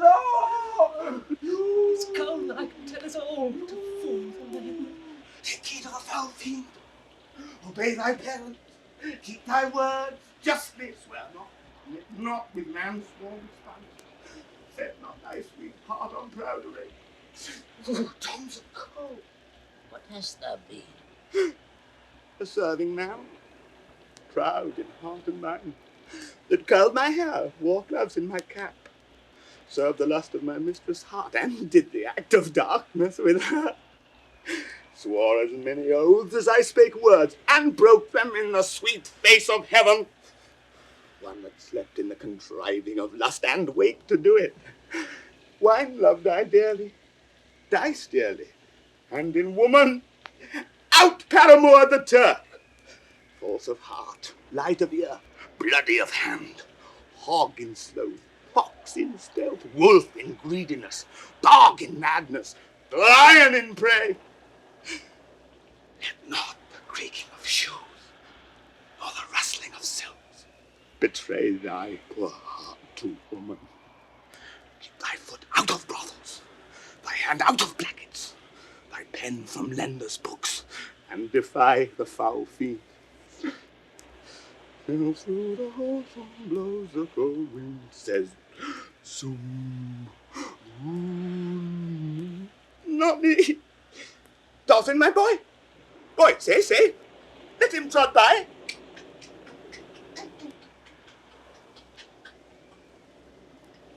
Thou wert better in a grave than to answer with thy uncovered body this extremity of the skies.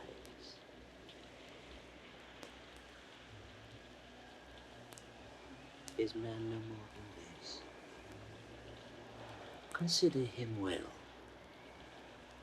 Thou owest the worm no silk, the beast no hide, the sheep no wool, the cat no perfume. Here's three on us are sophisticated. Thou art the thing itself. Unaccommodated man is no more but such a poor, bare, forked animal as thou art. Off, you lendings. Come and button here. Brilliant uncle, be contented. Did I not like to swim in? Now a little fire in the wild freedom of like an old witch's heart. A small spark. The rest of the spark. Look! Here comes a walking fire! This is the foul fiend, flibbertigibbet. He gives a curfew and walks at first call. He gives the word and the pink squints the iron, makes the hair lip, mildews the white wheat, and hurts the poor creature of earth.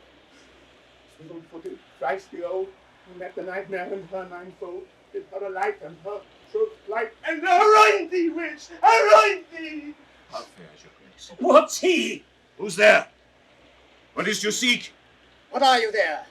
Your names? Poor Tom, that eats the swimming frog, the toad, the tadpole, the walnut, and the water. But in the fury of his heart, when the foul fiend rages, eats cow dung for salads, swallows the old rat and the ditch dog, drinks the green mantle of the standing pool, who is whipped from tiding to tiding and stocked, punished, and imprisoned, who has had 3 suits to his back, 6 shirts to his body, horse to ride, and weapon to wear. But mice and rats and such small deer have been Tom's food for 7 long years. Beware, my father. Peace, monkey. Peace, thou fiend. But hath your grace no better company? The Prince of Darkness is a gentleman. Modo he's called, and Mahu. Our flesh and blood, my lord, is grown so vile that it doth hate what gets it. Tom's a cold. Go in with me. My duty cannot suffer to obey in all your daughter's hard commands.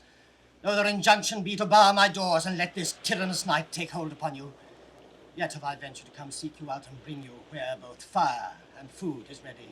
First, let me talk with this philosopher. What is the cause of thunder? Lord, my lord, take his offer. Go into the house. I'll talk a word with this same learned seaman. What is your study? How to prevent the fiend and to kill Burgundy. Let me ask you one word. In private? Importune him once more to go, my lord. His wits begin to unsettle. Canst thou blame him? His daughters seek his death. Ah, that good Kent, he said it would be thus. Poor banished man. Thou sayest the king grows mad. I'll tell thee, friend, I am almost mad myself. I had a son, now outlawed from my blood.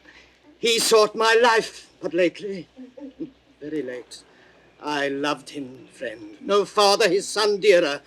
Truth to tell thee, the grief hath crazed my wits. What a night's this? I do beseech your grace. Oh, cry you mercy, sir. Noble philosopher, your company. Tom's a cold. In, fellow there, into the hovel. Keep thee warm. Nay, come, let's in all. This way, my lord. With him I will keep still with my philosopher. Good, my lord. Soothe him. Let him take the fellow. Take him you on. Sir, come on. Go along with us. Come, good Athenians. No words. Child Roland to the dark tower came. His word was still thy bow and thumb. I smell the blood of a British man.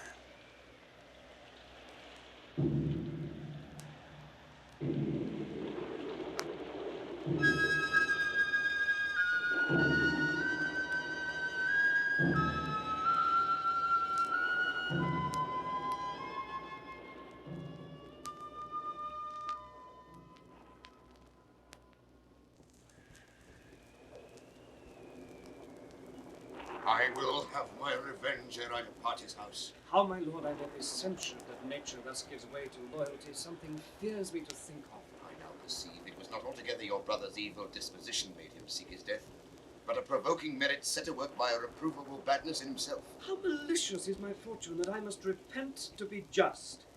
This is the letter which he spoke of, which approves him an intelligent party to the advantages of France.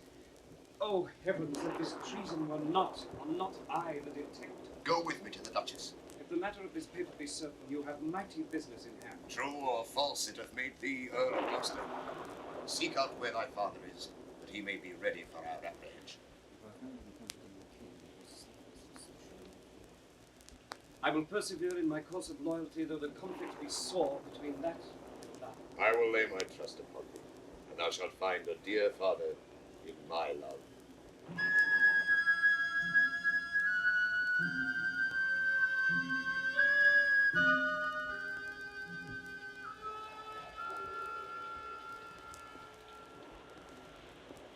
Here is better than the open air. Take it thankfully. I will piece out the comfort with what addition I can. I will not be long from you. All the power of his wits have given way to his impatience. The gods reward your kindness. Frateretto calls me and tells me Nero is an angler in the Lake of Darkness. Very innocent, but we'll have a foul thing. Prithee, uncle, tell me, whether a madman be a gentleman or a yeoman? A king! A king! No, he's a yeoman that has a gentleman to his son. He's a mad yeoman that sees his son, a gentleman before him. To have 1,000 with red burning spits come hissing in upon him. The foul fiend bites my back. He's mad that trusts in the tameness of a wolf, a horse's health, a boy's love, or a whore's oath. It shall be done. I will arraign them straight. Come sit thou here, most learned justice. Thou sapient sir, sit here. Now, you she-foxes. Look where he stands and glares. Once thou eyes at trial, madam, come o'er the born Bessie to me. Hard look at the leak, and she must not speak, why she dares not come over to thee. The foul fiend haunts poor Tom in the voice of a nightingale. Top danced, cries it in Tom's belly for 2 white herring. Croak not, black angel, I have no food for thee. Do you, sir? Stand you not so amazed. Will you lie down and rest upon the cushions? I'll see their trial first. Bring in their evidence. Thou, robed man of justice, take thy place. Thou, his yoke fellow of equity, benched by his side. You order the commission, sit you too. Let us deal justly. Sleepest or wakest thou, jolly shepherd, thy sheep be in the corn, and for one blast of thy minikin mouth thy sheep shall take no harm. Per the cat is grey. Arraign her first, 'tis Goneril. I here take my oath before this honourable assembly. She kicked the poor king, her father. Come hither, mistress. Is your name Goneril? She cannot deny it. Oh, crying mercy. I took you for a jolly stool. And here's another whose warped looks proclaim what stone her heart is made on. Stop her there! Arms, arms, sword, fire! Corruption of the place! False justicer, why hast thou let her escape? Bless thy 5 wits. Oh, pity. Sir, where is the patience now that you so oft have boasted to retain? My tears begin to take his part so much they mar my counterfeiting. The little dogs and all! Tray, Blanche, and Sweetheart, see they bark at me. Tom will throw his head at them.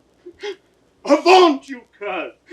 Be thy mouth or black or white, tooth of poisons if it bite, mastiff, greyhound, mongrel, grim, hound or spaniel, black or limb, or bob-tailed, tyke or trundle-tail. Tom will make him weep and wail. For with throwing thus my head, dogs leap the hatch and all are fled. Say, come, march to wakes and fairs and market towns. Poor Tom, thy horn is dry.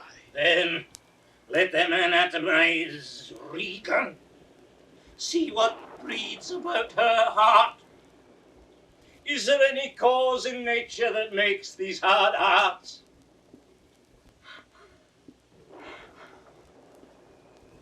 You, sir,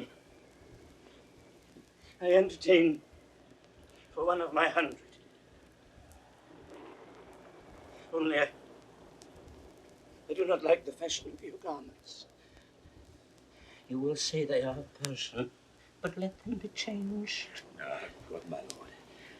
Lie here and rest a while. Make no noise. Make no noise. Draw the curtains. So.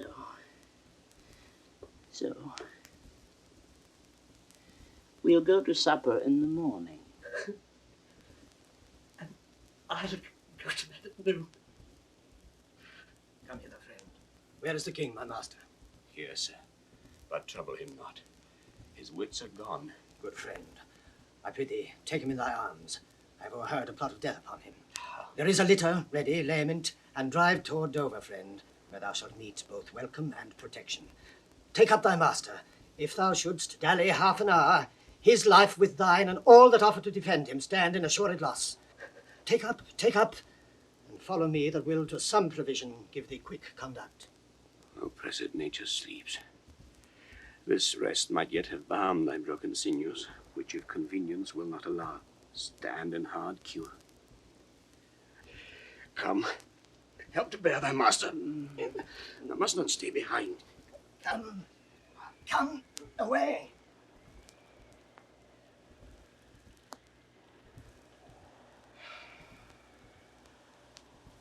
When we are better see bearing our woes, we scarcely think our miseries our foes. Who alone suffers most of the mind, leaving free things and happy shows behind.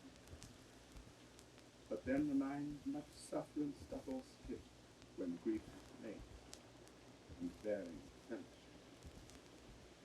light and portable my pain seems now, when that which makes me dead makes me kill.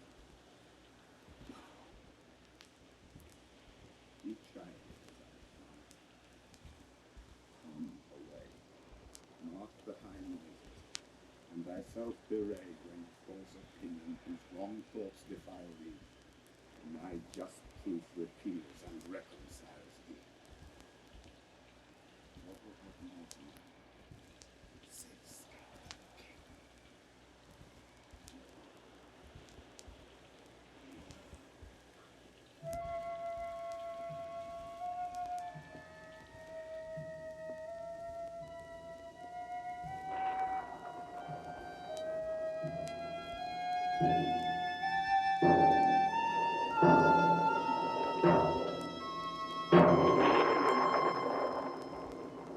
Post speedily to my lord your husband.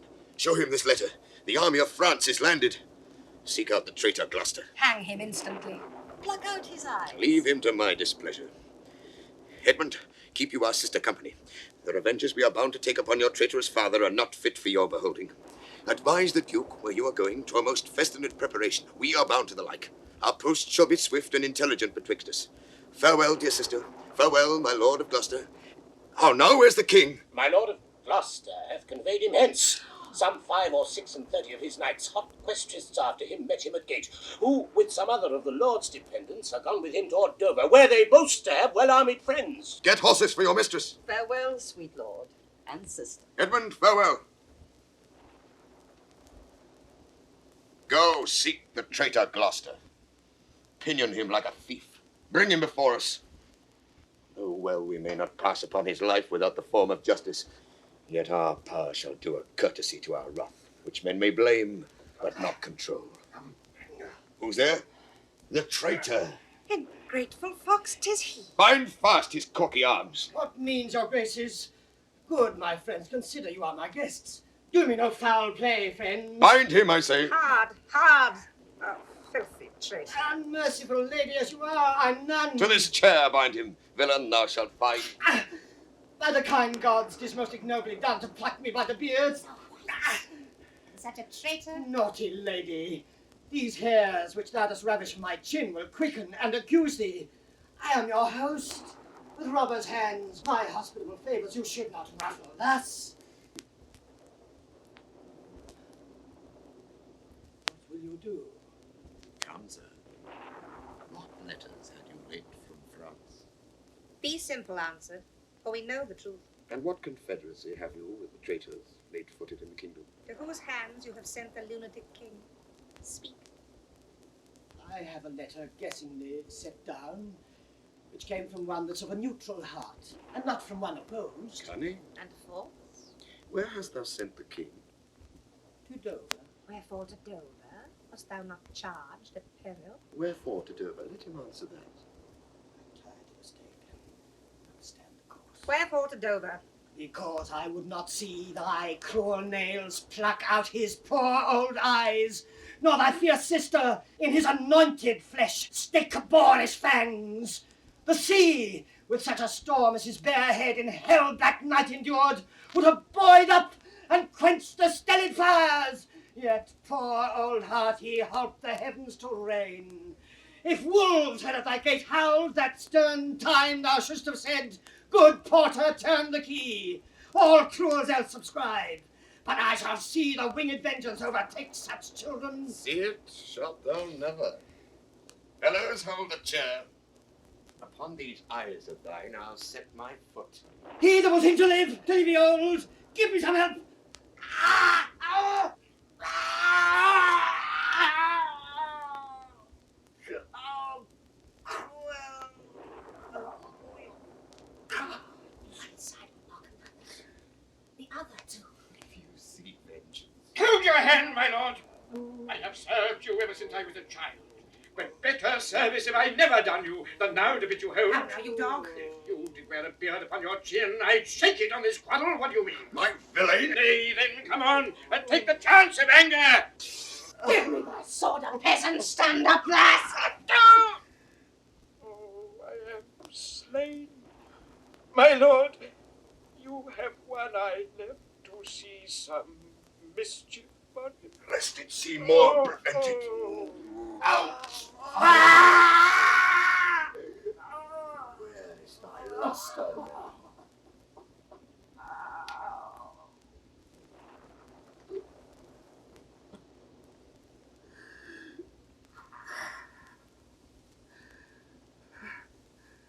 Oh.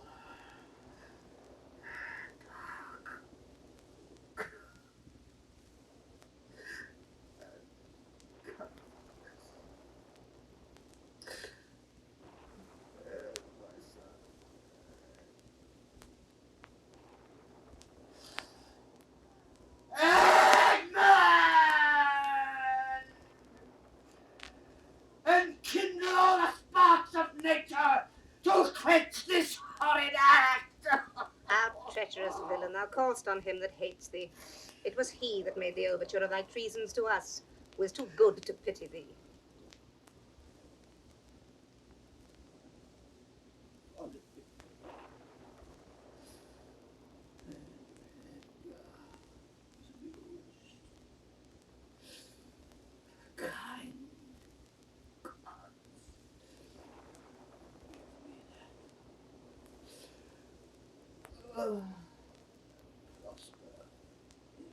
Go thrust him out at gates. Let him smell his way to Dover. How is my lord? How look you? I have received a hurt. Follow me, lady. Turn out that eyeless villain. Throw this slave upon the dunghill. Regan, I bleed apace. Untimely comes this hurt. Give me your arm. I'll never care what wickedness I do if this man come to good. If she live long, and in the end meet the old course of death, women will all turn monsters. Let's follow the old Earl and get the bedlam to lead him where he would. His roguish madness allows itself to anything. Go thou. I'll fetch some flax and whites of eggs to apply to his bleeding face. Now, heaven help him.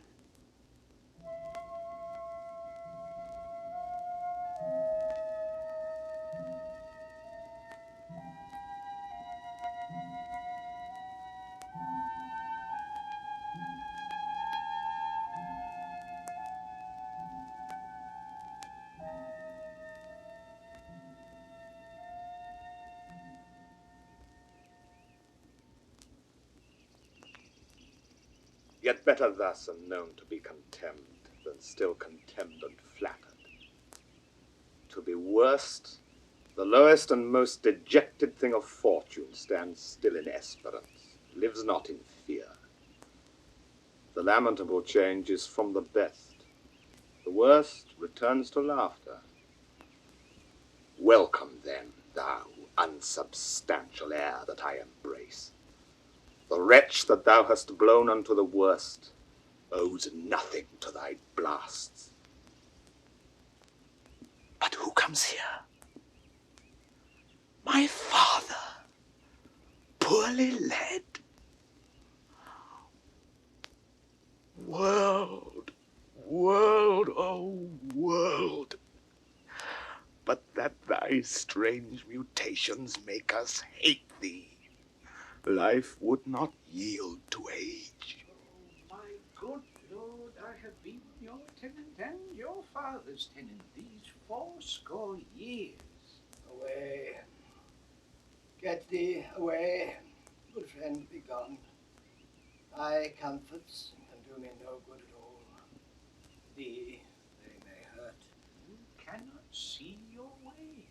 I have no way, therefore want no eyes. I stumbled when I saw. Full oft to seen our means secure us, and our mere defects prove our commodities. Oh, dear son, Edgar, the food of thy abused father's wrath. Might I but live to see thee in my touch. I say I had eyes again. Brother, who's there? Oh, gods, who is't can say I am at the worst? I am worse than e'er I was. Tis poor mad and worse I may be yet. The worst is not, so long as we can say this is the worst. Fellow, where goest? Is it a beggar man? Man, and beggar too.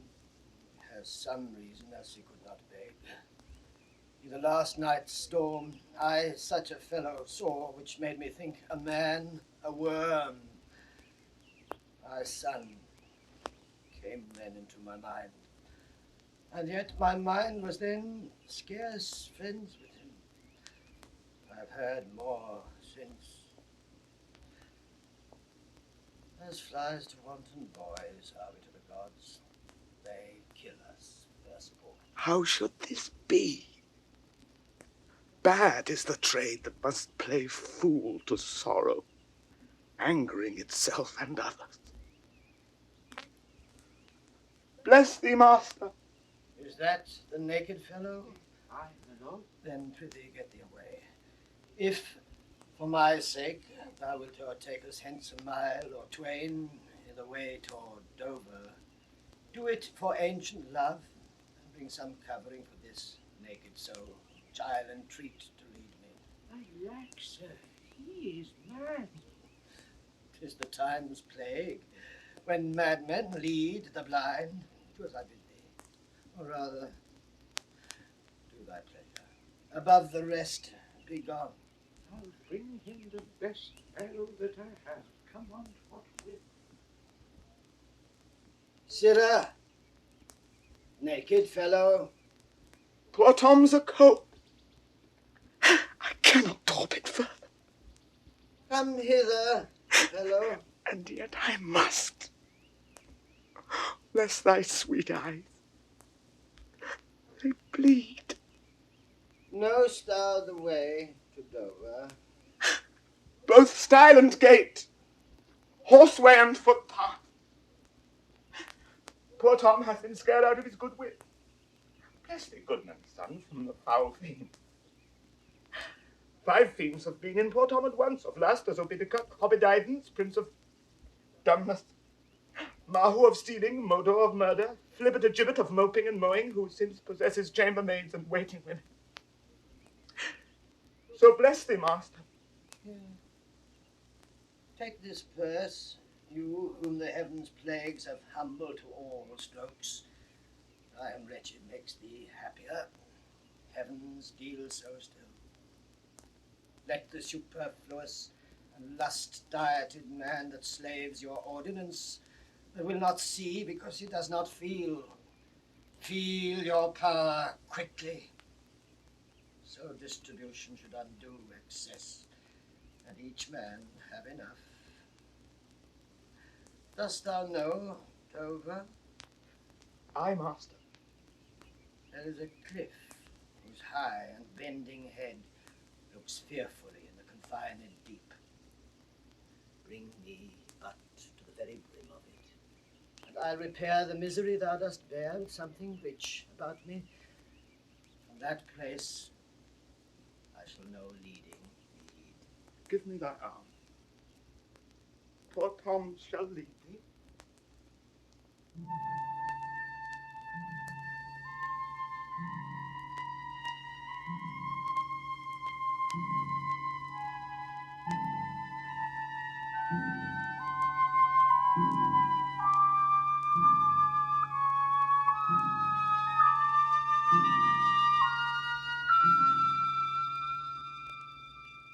Welcome, my lord. Madam. I marvel our mild husband not met us on the way. Now, where's your master? Madam, within, but never man so changed. I told him of the army that was landed. He smiled at it. I told him you were coming. His answer was the worse, of Gloucester's treachery and of the loyal service of his son when I informed him. Then he called me sot, and told me I had turned the wrong side out. What most he should dislike seems pleasant to him, what like offensive. Then shall you go no further. It is the cowish terror of his spirit that dares not undertake. He'll not feel wrongs which tie him to an answer. Our wishes on the way may prove effects. back Edmund to my brother, hasten his musters and conduct his powers. I must change arms at home and give the distaff into my husband's hands. This trusty servant shall pass between us. Ere long you're like to hear, if you dare venture on your own behalf, a mistress's command. Wear this. Spare speech. Decline your head. This kiss, if it durst speak, would stretch thy spirits up into the air. Conceive and fare thee well. Yours in the ranks of death. My most dear Gloucester.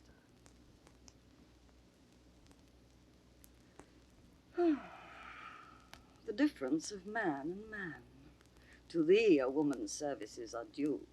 A fool usurps my body. Madam, here comes my lord. I have been worth the whistle. Oh, Goneril, you are not worth the dust which the rude wind blows in your face. I fear your disposition. That nature which contemns in the origin cannot be bordered certain in itself.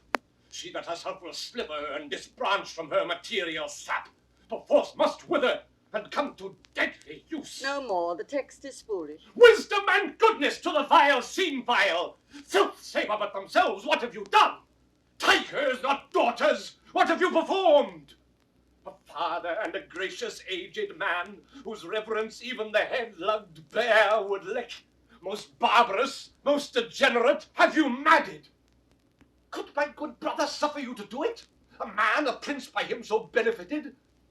If that the heavens do not their visible spirits send quickly down to tame this vile offence, it will come. Humanity must perforce prey on itself like monsters of the deep. Milk-livered man that bear'st a cheek for blows, a head for wrongs, who hast not in thy brows an eye discerning thine honour from thy suffering, that not knowest fools do those villains pity who are punished ere they have done their mischief. Where's thy drum? France spreads his banners in our noiseless land. With plumed helm thy state begins to threat, whilst thou, a moral fool, sits still and cries, alack, why does he so? See thyself, devil! Proper deformity seems not in the fiend so horrid as in woman. Vain fool! Thou change it, and self-covered thing, for shame! Be monster not thy feature. Were it my fitness to let these hands obey my blood, they are apt enough to dislocate and tear thy flesh and bones. However thou art fiend, a woman's shape doth shield thee. Marry your manhood. Mew. What news? Oh, my good lord, the Duke of Cornwall's dead, slain by his servant, going to put out the other eye of Gloucester. Gloucester's eyes? A servant that he bred, thrilled with remorse, opposed against the act, bending his sword to his great master, who thereat in rage flew on him, and amongst them felled him dead, but not without that harmful stroke which since hath plucked him after. This shows you are above you justices, that these are never crimes so speedily can venge. But oh, poor Gloucester, lost he his other eye? Both, my lord. This letter, madam, craves a speedy answer. 'Tis from your sister. One way I like this well, but being widow, and my Gloucester with her, may all the building in my fancy pluck upon my hateful life. Another way the news is not so tart. I'll read and answer. Where was his son when they did take his eyes? Come with my lady hither. He is not here? No, my good lord. I met him back again. Knows he the wickedness? Aye, my good lord. 'Twas he informed against him, and quit the house on purpose that their punishment might have the freer course. Gloucester, I live to thank thee for the love thou showedst the king, and to revenge thine eyes. Come hither, friend. Tell me what more thou knowest.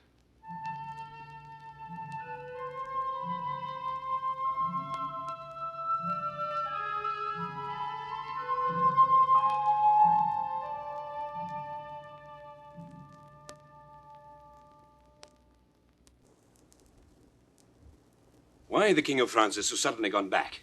Know you no reason? Something he left imperfect in the state, which since his coming forth is thought of, which imports to the kingdom so much fear and danger that his personal return was most required and necessary. Who hath he left behind him, General? The Marshal of France, Monsieur Lafargue. Did your letters pierce the Queen to any demonstration of grief? Aye, sir. She took them, read them in my presence, and now and then an ample tear trilled down her delicate cheek. It seemed she was a queen over her passion, who most rebel-like sought to be king or her. Oh, then it moved her. Not to a rage. Patience and sorrow strove who should express her goodliest. You have seen sunshine and rain at once. Her smiles and tears were like a better way. Those happy smilets that played on her ripe lip seemed not to know what guests were in her eyes, which parted thence as pearls from diamonds dropped. In brief, sorrow would be a rarity most beloved if all could so become it. Made she no verbal question? Faith, once or twice she heaved the name of father, pantingly forth as if it pressed her heart. Cried, sisters, sisters, shame of ladies, sisters Kent, father, sisters, what i' the storm, i' the night, let pity not be believed. There she shook the holy water from her heavenly eyes, and clamour moistened her. Then away she started to deal with grief alone. It is the stars. The stars above us govern our conditions, else one self-made handmaid could not beget such different issues. You spoke not with her since? No. Was this before the king returned? No, since. Well, sir, the poor distressed Lears of the town, who sometime in his better tune remembers what we are come about, and by no means will yield to see his daughter. Why, good sir? The sovereign shame so elbows him. His own unkindness, that stripped her from his benediction, turned her to foreign casualties, gave her dear rights to his dog-hearted daughters. These things sting his mind so venomously that burning shame detains him from Cordelia. Alack, poor gentleman. Of Albany's and Cornwall's powers you heard not. 'Tis so. They are afoot. Well, sir, I'll bring you to our master Lear and leave you to attend him. Some dear cause will in concealment wrap me up a while. When I am known aright, you shall not grieve lending me this acquaintance. I pray you go along with me.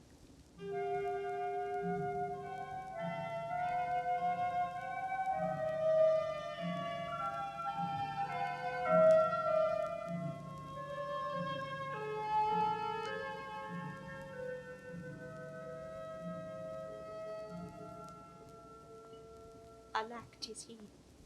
Why, he was met even now as mad as the vexed sea, singing aloud, crowned with rank fumiter and furrow weeds, with burdocks, hemlock, nettles, cuckoo flowers, darnel, and all the idle weeds that grow in our sustaining corn. A sentry send forth, search every acre in the high-grown field, and bring him to our eye. What can man's wisdom in restoring his bereaved sense? He that helps him take all my outward worth. Various beams, madam. Our foster nurse of nature is reposed, the which he lacks, that to provoke in him are many simples operative, whose power will close the eye of anguish. All blessed secrets, all you unpublished virtues of the earth, spring with my tears. Be aidant and remediate in the good man's distress. Seek for him, lest his ungoverned rage dissolve the life that wants the means to lead it. News, madam. The British powers are marching hitherward. 'Tis known before. Our preparation stands in expectation of them. Oh, dear father, it is thy business that I go about. Therefore great France my mourning and importune tears hath pitied.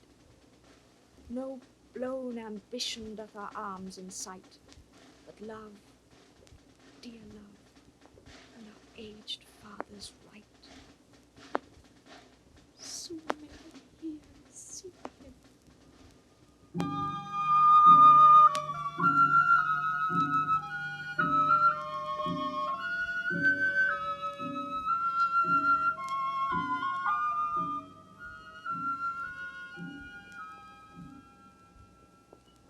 But are my brother's powers set forth? Aye, madam. Himself in person there? Madam, with much ado, your sister is the better soldier. Lord Edmund spake not with your lord at home. No, madam.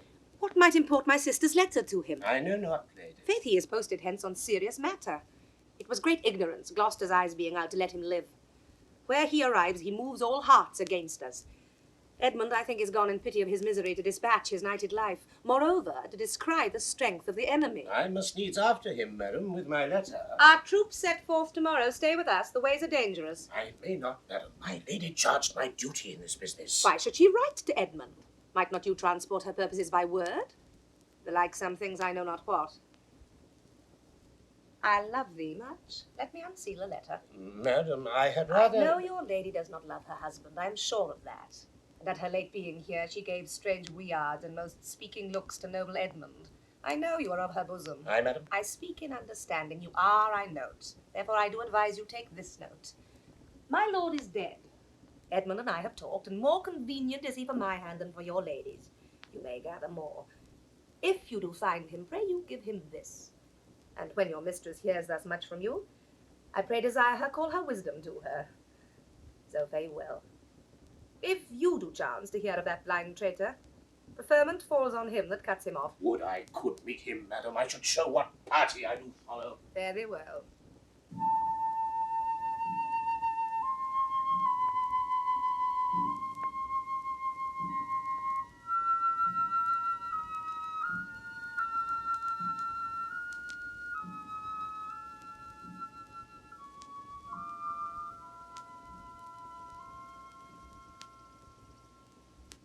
When shall I come to the top of that same hill? You do climb up it now. Look how we labour. Methinks the ground is even. Horrible steep. Hark. Do you hear the sea? No. Truly. Why then, your other senses grow imperfect by your eyes' anguish. So may it be, indeed. Methinks thy voice is altered. Thou speakst in better phrase than that of Nuggets. You are much deceived. In nothing am I changed, but in my garments. Methinks you are better spoken. Come on, sir. Here's the place. Stand still. How fearful and dizzy it is to cast one's eyes so low. The crows and choughs that wing the midway air show scarce so gross as beetles. Halfway down hangs one that gathers samphire. Dreadful trade. Methinks he seems no bigger than his head. The fishermen that walk up on the beach appear like mice. And yon, the tall anchoring bark diminished to a cock, a boy almost too small for sight. The murmuring surge that on the numbered idle pebble chafes cannot be heard so high. I look no more, as my brain turned and the deficient sight toppled down headlong. Set me where you stand. Give me your hand. You are now within a foot of the extreme verge. For all beneath the moon would I not leap upright. Let go my hand. Here, friends, another purse. In it, a jewel well worth a poor man's taking. Fairies and gods prosper it with thee. Go thou further off. Bid me farewell, and let me hear thee going. Now fare you well, good sir. With all my heart.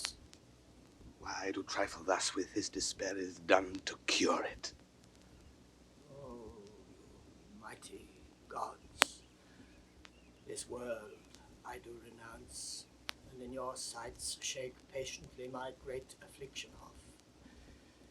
If I could bear it longer, and not fall to quarrel with your great opposeless wills, my snuff and loathed part of nature should burn itself out. If Edgar live, bless him.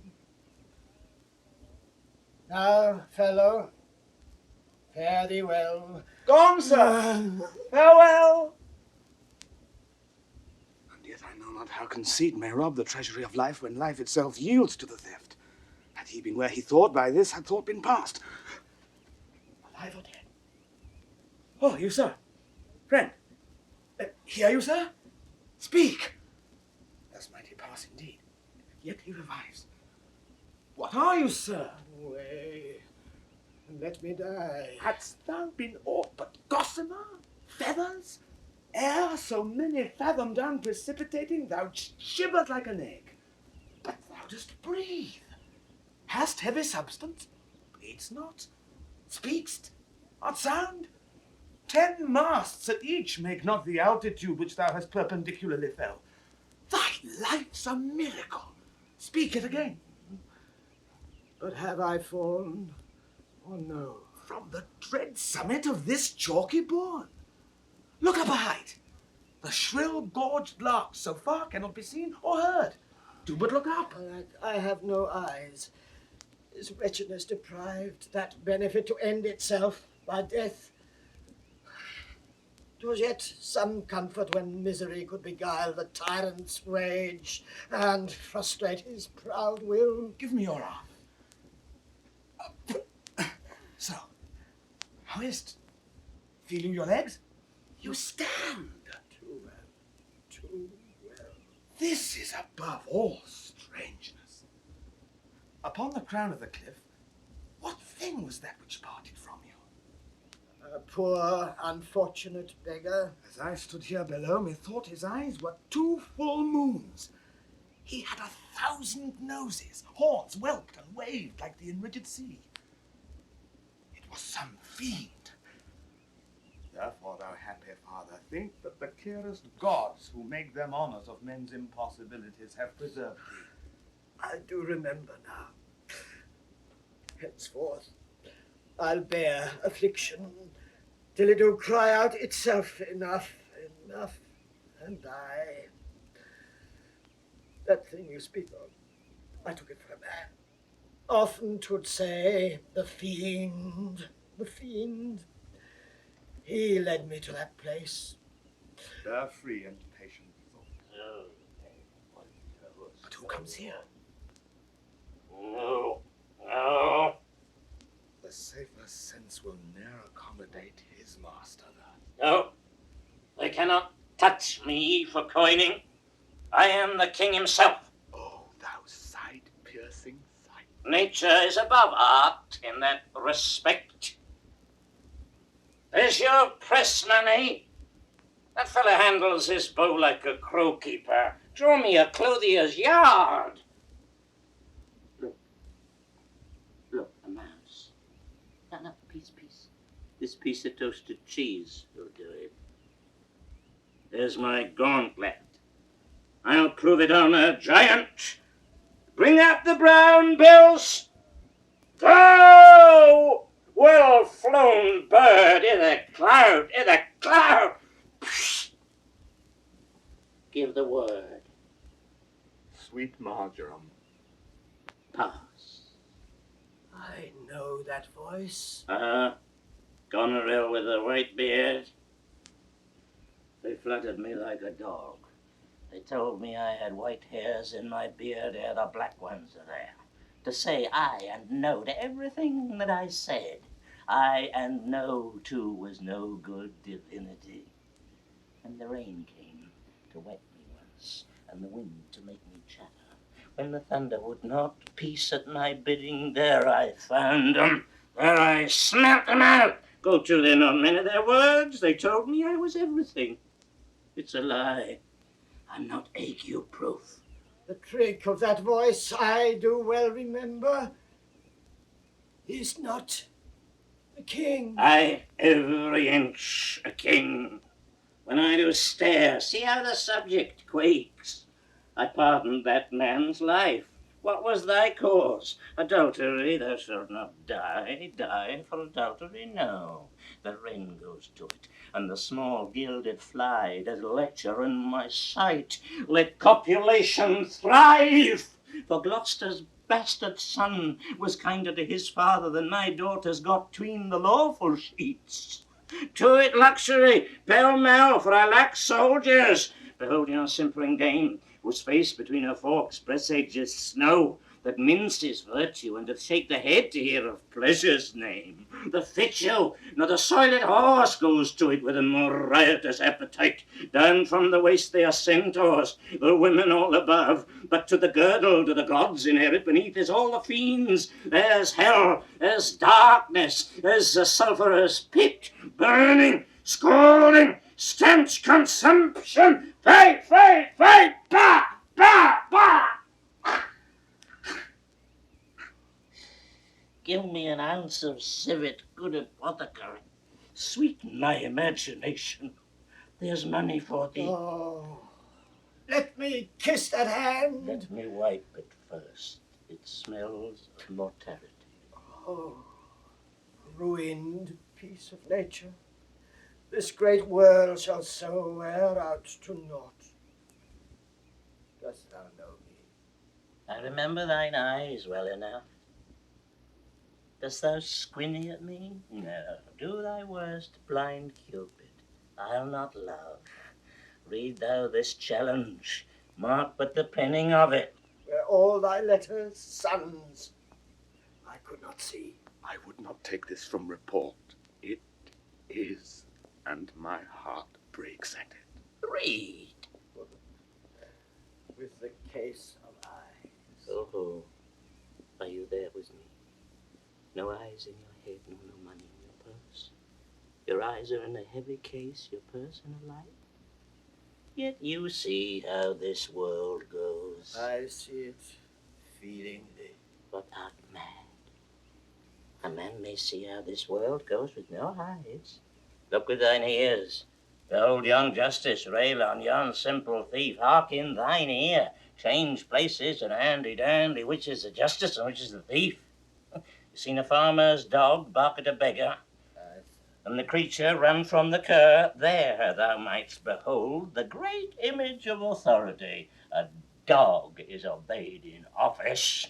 Thou rascal beetle, hold thy bloody hand. Why dost thou lash that whore? Strip thine own back. Thou hotly lusts to use her in that kind for which thou whipst her.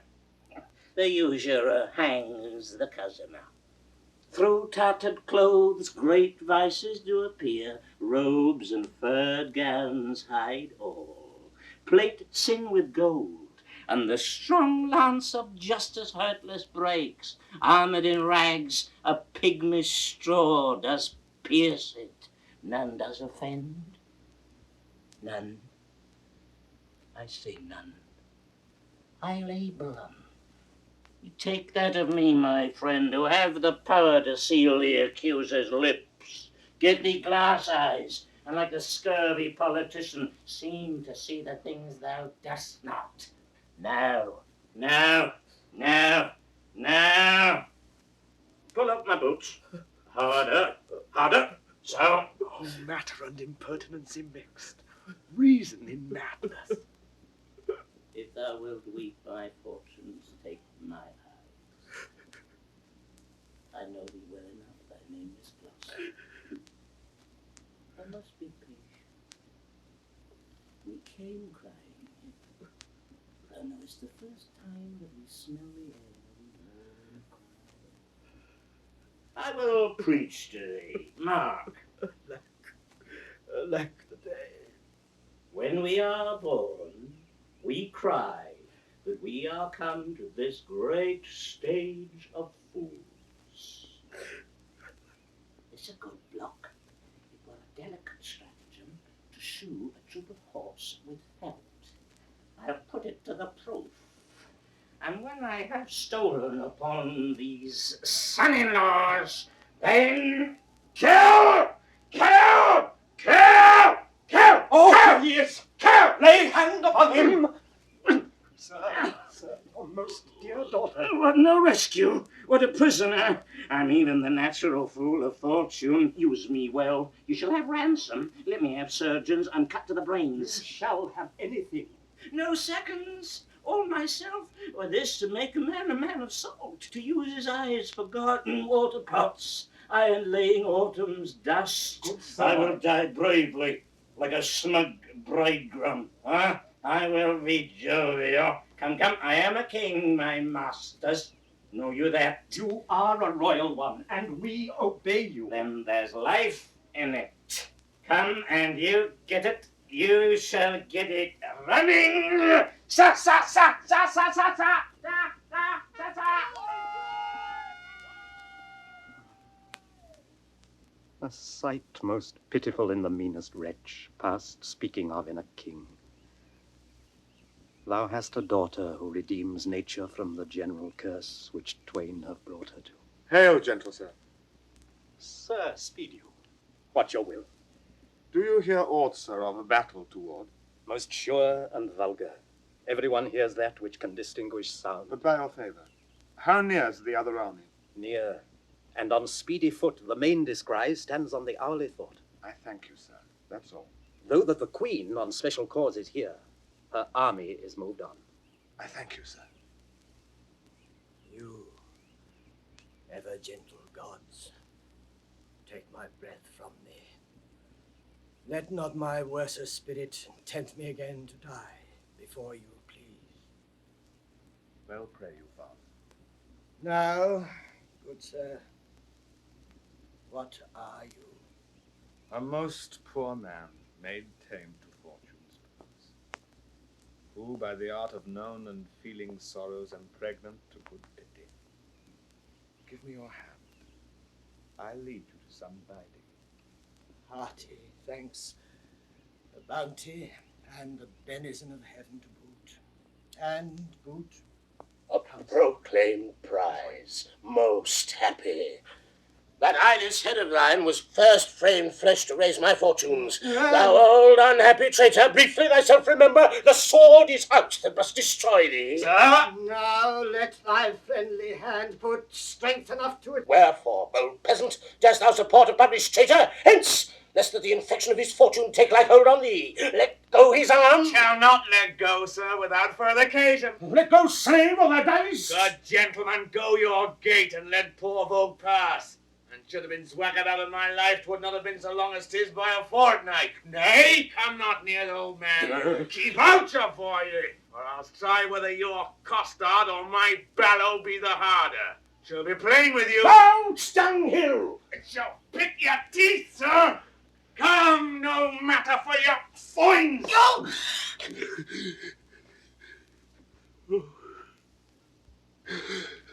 Slave, thou hast slain me. Villain, take my purse. If ever thou wilt thrive, bury my body in. Give the letters which thou find'st about me to Edmund, Earl of Gloucester. Seek him out upon the English party. Oh, untimely death. I know thee well. A serviceable villain, as duteous to the vices of thy mistress's badness would desire. What? Is he dead? Sit you down, father. Rest you. Let's see these pockets. The letters that he speaks of may be my friends. He's dead. I'm only sorry he had no other deaths, man. Let us see. Leave gentle waxen manners. Blame us not, to know our enemies' minds, we rip their hearts. Their papers is more lawful. Let our reciprocal vows be remembered. You have many opportunities to cut him off. If your will want not, time and place will be fruitfully offered. There is nothing done. If he return the conqueror, then I am the prisoner, and his bed my jail. From the loathed warmth whereof, deliver me and supply the place for your labor. Your wife, so I would say, affectionate servant Goneril. Oh, undistinguished space of woman's will.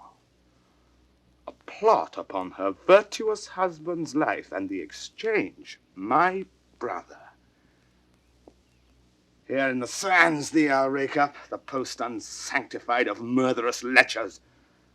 And in the mature time, with this ungracious paper, strike the sight of the death-practised duke. For him 'tis well that of thy death and business I can tell. King, lad, how stiff is my vile sense that I stand up and have ingenious feeling of my youth sorrows. Better I were distract, so should my thoughts be severed from my griefs and woes by wrong imaginations, lose the knowledge of myself. Give me your hand. Far off methinks I heard the beaten drum. Come, father, I'll bestow you with a friend.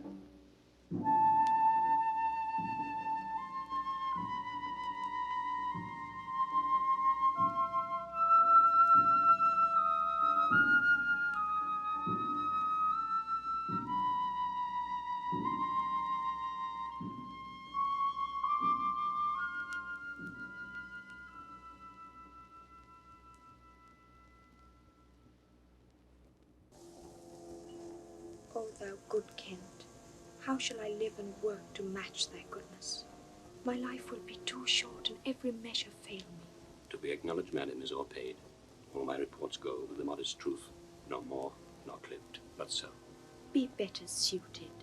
These weeds are memories of those worser hours. I prithee put them off. Pardon, dear madam, yet to be known shortens my made intent. My boon I make it, that you know me not till time and I think meet. Then be it so, my good lord. How does the king? Madam, sleeps still. Oh, you kind gods. Cure this great breach in his abused nature. The untuned and jarring senses, oh, wind up of this child-changed father. So please your majesty, that we may wait the king. He hath slept long. Be governed by your knowledge, and proceed to the sway of your own will. Is he arrayed? Aye, madam. In the heaviness of sleep we put fresh garments on him. Be by, good madam, when we do awake him. I doubt of his temperance. Very well. Please you draw near. Louder the music there.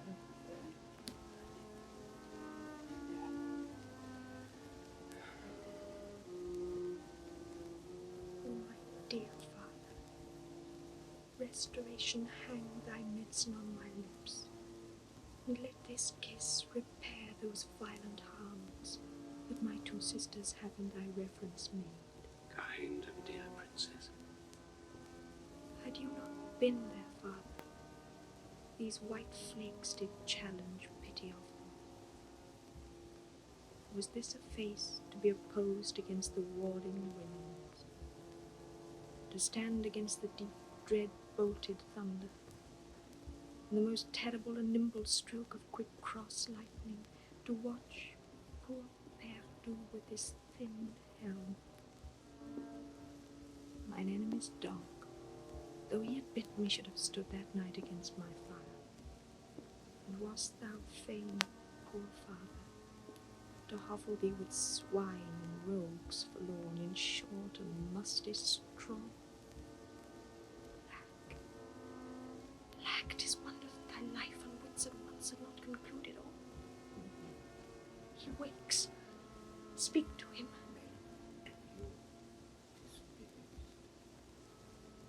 How does my royal lord? How fares your majesty? To do me wrong, to take me out of the grave. Thou art a soul in bliss, but I am bound upon a peal of fire, my tears to scald like molten lead. Sir, do you know me? You have a spirit, I know. When did you die? Still far wide. Yes. Where have I been? Where am I? Fair daylight. I am mightily abused. I should e'en die with pity to see another thus. I know not what to say. I will not swear these are my hands. Let's see. I feel this pin prick. Would I were assured of my condition. Oh, look upon me, sir, and hold your hand in benediction on me. You must not kneel. Pray do not mock me. I am a very foolish, fond old man. 80 and upward, not an hour more nor less. And to deal plainly, I fear I am not in my perfect mind. Methinks I should know you, and know this man, but I'm doubtful. For I am mainly ignorant what place this is, and all the skill I have remembers not these garments, nor I know not where I did lodge last night. Do not laugh at me, for as I am a man, I think this lady to be my child, Cordelia. And so I am. Being tears wet. Yes, Faith, I pray weep not. If you have poison for me, I will drink it. I know you do not love me, for your sisters have, as I do remember, done you wrong. You have some cause. They have not. No cause, no cause. Am I in France? In your own kingdom, sir. Do not abuse me. Be comforted, good madam. The great rage you see is killed in him, and yet it is danger to make him even all the time he is lost. Desire him to go in. Trouble him no more, till further settling. Will it please your highness will? You must bear with me. Pray you now. Forget and forgive. I am old and foolish. Holds it true, sir, that the Duke of Cornwall was so slain? Most certain, sir. Who is conductor of his people? As to said, the bastard son of Gloucester. They say Edgar, his banished son, is with the Earl of Kent in Germany. Report is changeable. It is time to look about. The powers of the kingdom approach apace. The arbitrament is like to be bloody. Fare you well, sir. My point and period will be truly wrought, or well, or ill, as this day's battles fought.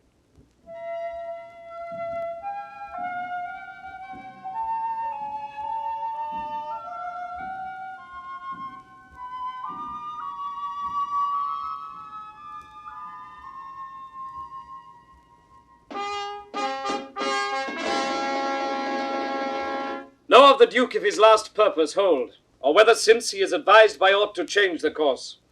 He's full of alteration and self-reproving. Bring his constant pleasure. Our sister's man is certainly miscarried. 'Tis to be doubted, madam. Now, sweet lord, you know the goodness I intend upon you. Tell me but truly, but then speak the truth. Do you not love my sister? In honored love. But have you never found my brother's way to the forfended place? That thought abuses you. I am doubtful that you have been conjunct and bosomed with her as far as we call hers. No. By mine honor, madam. I never shall endure her, dear my lord. Be not familiar with her. Fear not. She and the Duke are husband. I had rather lose the battle than that sister should loosen him and me. Our very loving sister will be met. Sir, this I heard. The king is come to his daughter with others whom the rigour of our state forced to cry out. Where I could not be honest, I never yet was valiant. For this business it touches us as France invades our land, not bolds the king with others whom I fear most just and heavy causes make oppose. Sir, you speak nobly. Why is this reason? Combined together against the enemy, for these domestic and particular broils are not the question here. Let's then determine with the ancient of war on our proceeding. I shall attend you presently at your tent. Sister, you will go with us? No. 'Tis most convenient. Pray, go with us. Oh, I know the riddle. I will go. If e'er your grace had speech with man so poor, hear me one word. I'll overtake you. Speak. Before you fight the battle, ope this letter. If you have victory, let the trumpet sound for him that brought it. Wretched though I seem, I can produce a champion that will prove what is about there. If you miscarry, your business of the world hath so an end, and machination ceases. Fortune love you. Stay till I have read the letter. I was forbid it. When time shall serve, let but the herald cry, and I'll appear again. Why, fare thee well. I will all look thy paper. The enemy's in view. Draw up your powers. Here is the guess of their true strength and forces by diligent discovery. But your haste is now urged on you. We will greet the time. To both these sisters have I sworn my love, each jealous of the other as the stung are of the adder. Which of them shall I take? Both? One? Or neither? Neither can be enjoyed if both remain alive. To take the widow exasperates, makes mad her sister Goneril. And hardly shall I carry out my side, her husband being alive. Now then, we'll use his countenance for the battle, which being done, let her who will be rid of him devise his speedy taking. As for the mercy which he intends to Lear and to Cordelia, the battle done and they within our power shall never see his power. My state stands on me to defend, not to debate.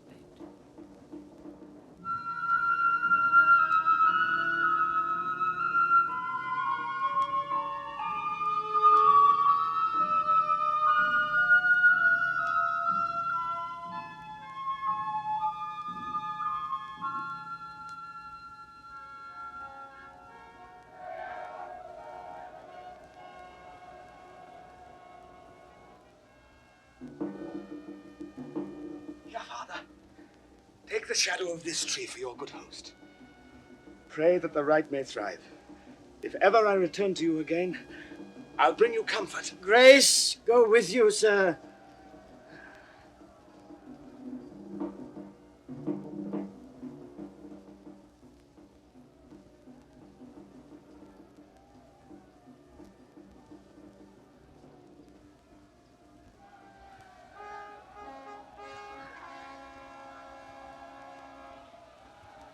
Away, old man!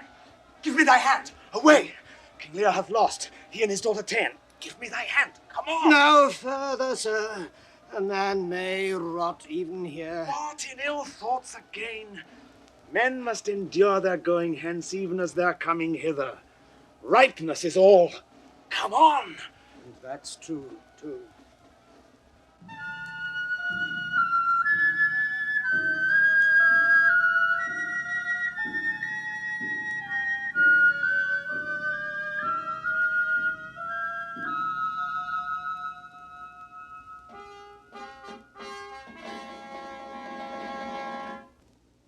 Some officers take them away.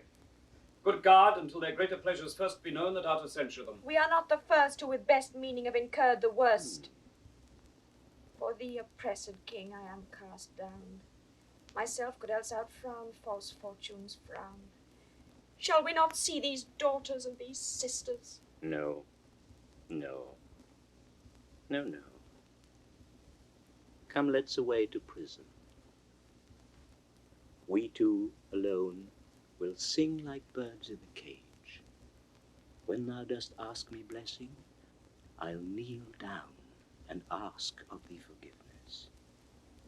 So we'll live and pray and sing and tell old tales and laugh at gilded butterflies and hear poor rogues talk of court news, and we'll talk with them too.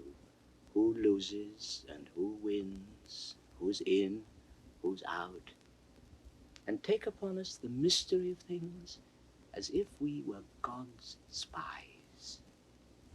And we'll wear out in a walled prison packs and sects of great ones that ebb and flow by the moon. Take them away. Upon such sacrifices, my Cordelia, the gods themselves throw incense. Have I caught thee? He that parts us shall bring a brand from heaven and fire us hence like foxes. Wipe thine eyes. The good years shall devour them, flesh and fell, ere they shall make us weep. We'll see 'em starve first. Come. Come hither, Captain. Take thou this note, go follow them to prison. One step I have advanced thee. If thou dost as this instructs thee, thou dost make thy way to noble fortunes. Know thou this, that men are as the time is. Sir. To be tender-minded does not become a sword. Thy great employment will not bear question. Either say thou'lt do it, or thrive by other means. I'll do it. About it, and right happy when thou hast done. Mark, I say, instantly. And carry it so as I have set it down. I cannot draw a cart that eat dried oats. If it be men's will, I'll do it. Sir, you have showed today your valiant strain, and fortune led you well. You have the captives, who are the opposites of this day's strife. I do require them of you, so to use them, as we shall find their merits and our safety may equally determine. Sir, I thought it fit to send the old and miserable king to some retention, whose age has charms in it, whose title more, to pluck the common bosom on his side, and turn our impressed lances in our eyes which do command them. With him I sent the Queen, my reason all the same, and they are ready tomorrow, or at further space, to appear where you shall hold your session. At this time we sweat and bleed, the friend hath lost his friend, and the best quarrels in the heat are cursed by those that feel their sharpness. The question of Cordelia and her father requires a fitter place. Sir, by your patience, I hold you but a subject of this war, not as a brother. That's as we list to grace him. Methinks our pleasure might have been demanded ere you had spoke so far. He led our powers, bore the commission of my place and person, the which immediacy may well stand up and call itself your brother. Not so hot in his own grace he doth exalt himself more than in your addition. In my rights, by me invested, he compeers the best. That for the most if he should husband you. Jesters do oft prove prophets. Hola, hola, that eye that told you so looked but asquint. Lady, I am not well, else I should answer from a full-flowing stomach. General, take thou my soldiers, prisoners, patrimony, dispose of them, of me. The walls is thine. Witness the world that I create thee here, my lord and master. Mean you to enjoy him? The let alone lies not in your goodwill. Nor in thine, lord. Half-blooded fellow, yes. Let the drum strike, and prove my title thine. Stay yet, hear reason. Edmund, I arrest thee on capital treason, and in thy arrest this gilded serpent. For your claim, fair sister, I bar it in the interest of my wife. 'Tis she is subcontracted to this lord, and I, her husband, contradict your bans. If you will marry, make your loves to me. My lady is bespoke. An interlude. So at arm, Gloucester, let the trumpet sound. If none appear to prove upon thy person thy heinous, manifest, and many treasons, there is my pledge. I'll make it on thy heart ere I taste bread. Thou art in nothing less than I have here proclaimed thee. If not, I'll ne'er trust medicine. There's my exchange. What in the world he is that names me traitor, villain like he lies. Call by the trumpet. He that dares approach on him, on you, who not. I will maintain my truth and honour firmly. A herald, ho! A herald, ho! A herald! Trust to thy single virtue, for thy soldiers all levied in my name have in my name took their discharge. The sickness grows upon me. She is not well, convey her to my tent. Come hither, herald. Let the trumpet sound and read out this. If any man of quality or degree within the lists of the army will maintain upon Edmund, supposed Earl of Gloucester, that he is a manifold traitor, let him appear by the third sound of the trumpet. He is bold in his defence. Sound! Again! Again!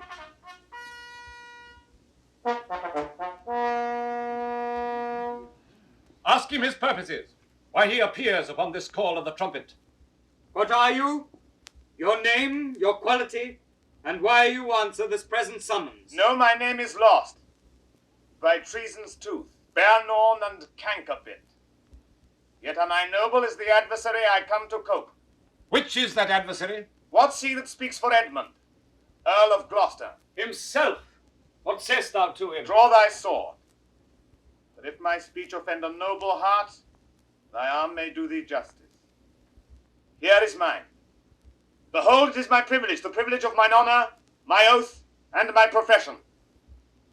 I protest, maugre thy strength, place, youth, and eminence, despite thy victor sword and fire new fortune, thy valour, and thy heart, thou art a traitor, false to thy gods, thy brother, and thy father, conspirant against this high illustrious prince, and from the extremest upward of thy head to the descent and dust below thy foot, a most toad-spotted traitor.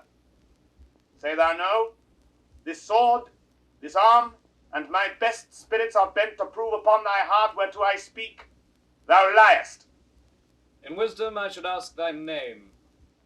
But since thy outside looks so fair and warlike, and that thy tongue some say of breeding breathes, what safe and nicely I might well delay by rule of knighthood, I disdain and spurn.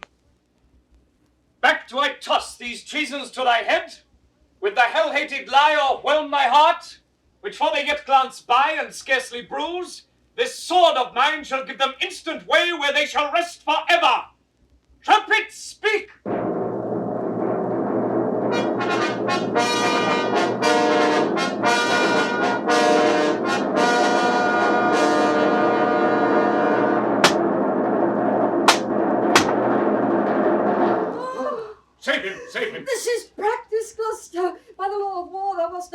answer an unknown opposite. Thou art not vanquished, but cozened and beguiled. Shut your mouth, dame, or with this paper shall I stop it.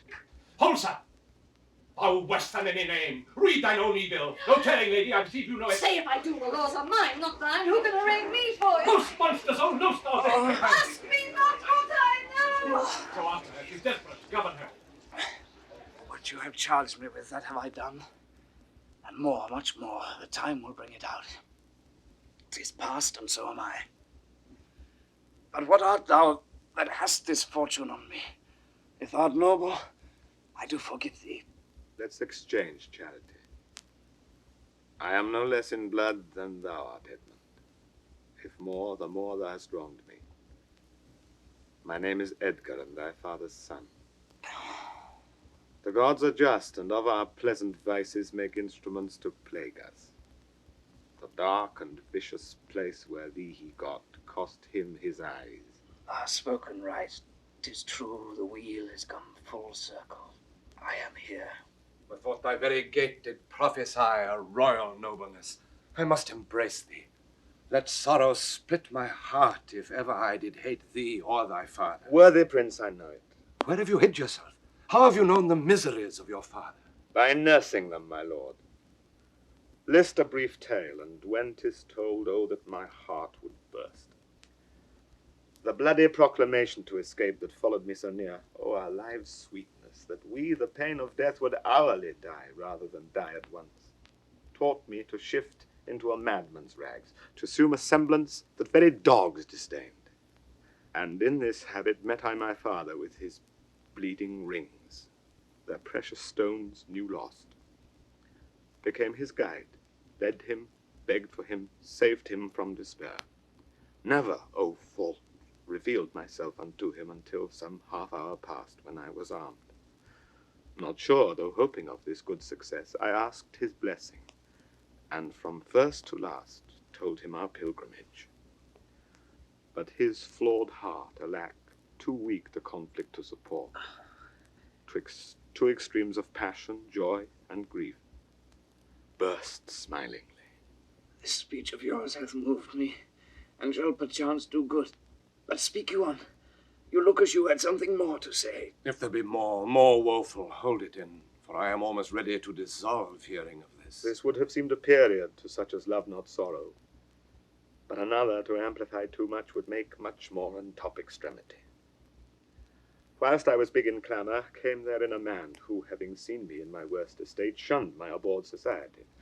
But then, finding who 'twas that so endured, with his strong arms he fastened on my neck and bellowed out as he'd burst heaven. Threw him on my father, told the most piteous tale of Lear and him that ever ear received, which in recounting his grief grew puissant and the strings of life began to crack. Twice then the trumpet sounded, and there I left him, tranced. But who was this? Kent, sir.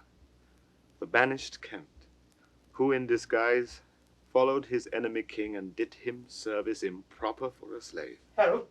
Help! Oh, help! What kind of help? Speak, man. What means this bloody knife? 'Tis hot, 'tis smokes, it came even from the heart of it. Oh, she's dead. Who dead? Speak, man. Your lady, sir. Your lady. And her sister by her is poisoned. She confesses. I was contracted to them both. All three now marry in an instant. Here comes Kent. Produce the bodies, be they alive or dead. This judgment of the heavens that makes us tremble touches us not with pity. Oh, is this he? The time will not allow the compliment which very manners urges. I am come to bid my king and master a good night. Is he not here? Great thing of us forgot! Speak, Edmund! Where's the king? And where's Cordelia? Seest thou this object, Kent? Why thus? Yet Edmund was beloved. The one the other poisoned for my sake, and after slew herself. Even so, cover their faces. I pant for life. Some good I mean to do, despite of mine own nature. Quickly send, be brief in it, to the castle, for my writ is on the life of Lear and on Cordelia. What? Nay, send in time. Run, Ronald, run! To whom, my lord? Who has the office? Send thy token of reprieve. Well thought on, take my sword, give it the captain. Hasty for thy life! Ye have commission from thy wife and me to hang Cordelia in the prison and to lay the blame upon her own despair that she fordid herself. The gods defend her. Bear him hence a while.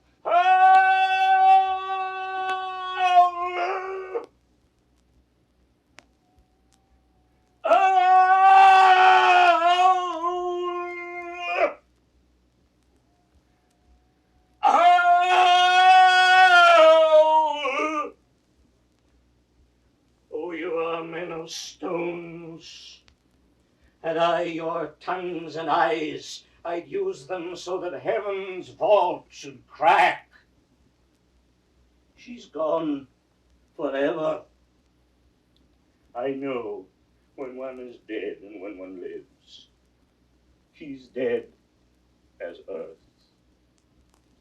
Lend me a looking glass.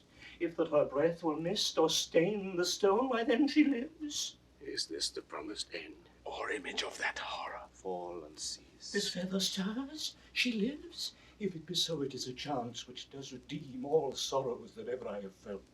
Oh, my good master. Prithee away. 'Tis noble Kent, your friend. A plague upon you, murderers, traitors all. I might have saved her. Now she's gone forever. Cordelia, stay a little. Huh? What is thou sayest? Her voice was ever soft, gentle and low, an excellent thing in woman. I killed the slave that was a-hanging thee. Tis true, my lord, so did. Did I not, fellow? I have seen the day when with my good biting falchion I'd have made him skip. I'm old now, and these same crosses spoil me. Who are you? Mine eyes are not of the best, I'll tell you straight. If fortune brag of two, she loved and hated. One of them we behold. This is a dull sight. Are you not Kent? The same. Your servant Kent. Where is your servant Caius? He's a good fellow. I can tell you that. He'll strike, and quickly, too. He's dead and rotten. No, my good lord. I am the very man. I'll see that straight. That from your first of difference and decay have followed your sad steps. You are welcome hither. No man else. Oh, it's cheerless, dark, and deadly. Your eldest daughters have fordone themselves and desperately are dead. So I think. He knows not what he says, and vain it is that we present us to him. Very bootless. Edmund is dead, my lord. That's but a trifle here. You lords and noble friends know our intent. What comfort to this great decay may come shall be applied. For us, we will resign, during the life of this old majesty, to him our absolute power, you to your rights, with boot and such addition as your honors have more than merited. All friends shall taste the wages of their virtue, and all foes the cup of their deservings. Oh, see, see. And my poor fool is hanged. No. No life. Why should a dog, a horse, a rat have life, and thou no breath at all? Thou'lt come no more. Never, never,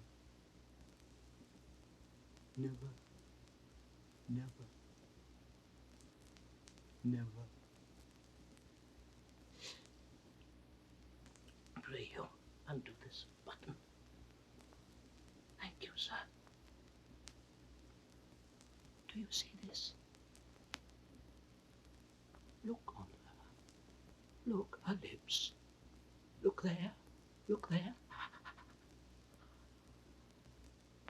He faints. My lord? My lord! Break, heart. Prithee, break. Look up, my lord. Vex not his ghost. Oh, let him pass. He hates him that would upon the rack of this tough world stretch him out longer. He is gone indeed. The wonder is, he hath endured so long. He but usurped his life. Bear them from hence. Our present business is general woe. Friends of my soul, you twain, rule in this realm, and the gored state sustain. I have a journey, sir, shortly to go. My master calls me. I must not say no. The weight of this sad time we must obey. Speak what we feel, not what we ought to say. The oldest hath borne most. We that are young shall never see so much, nor live so long.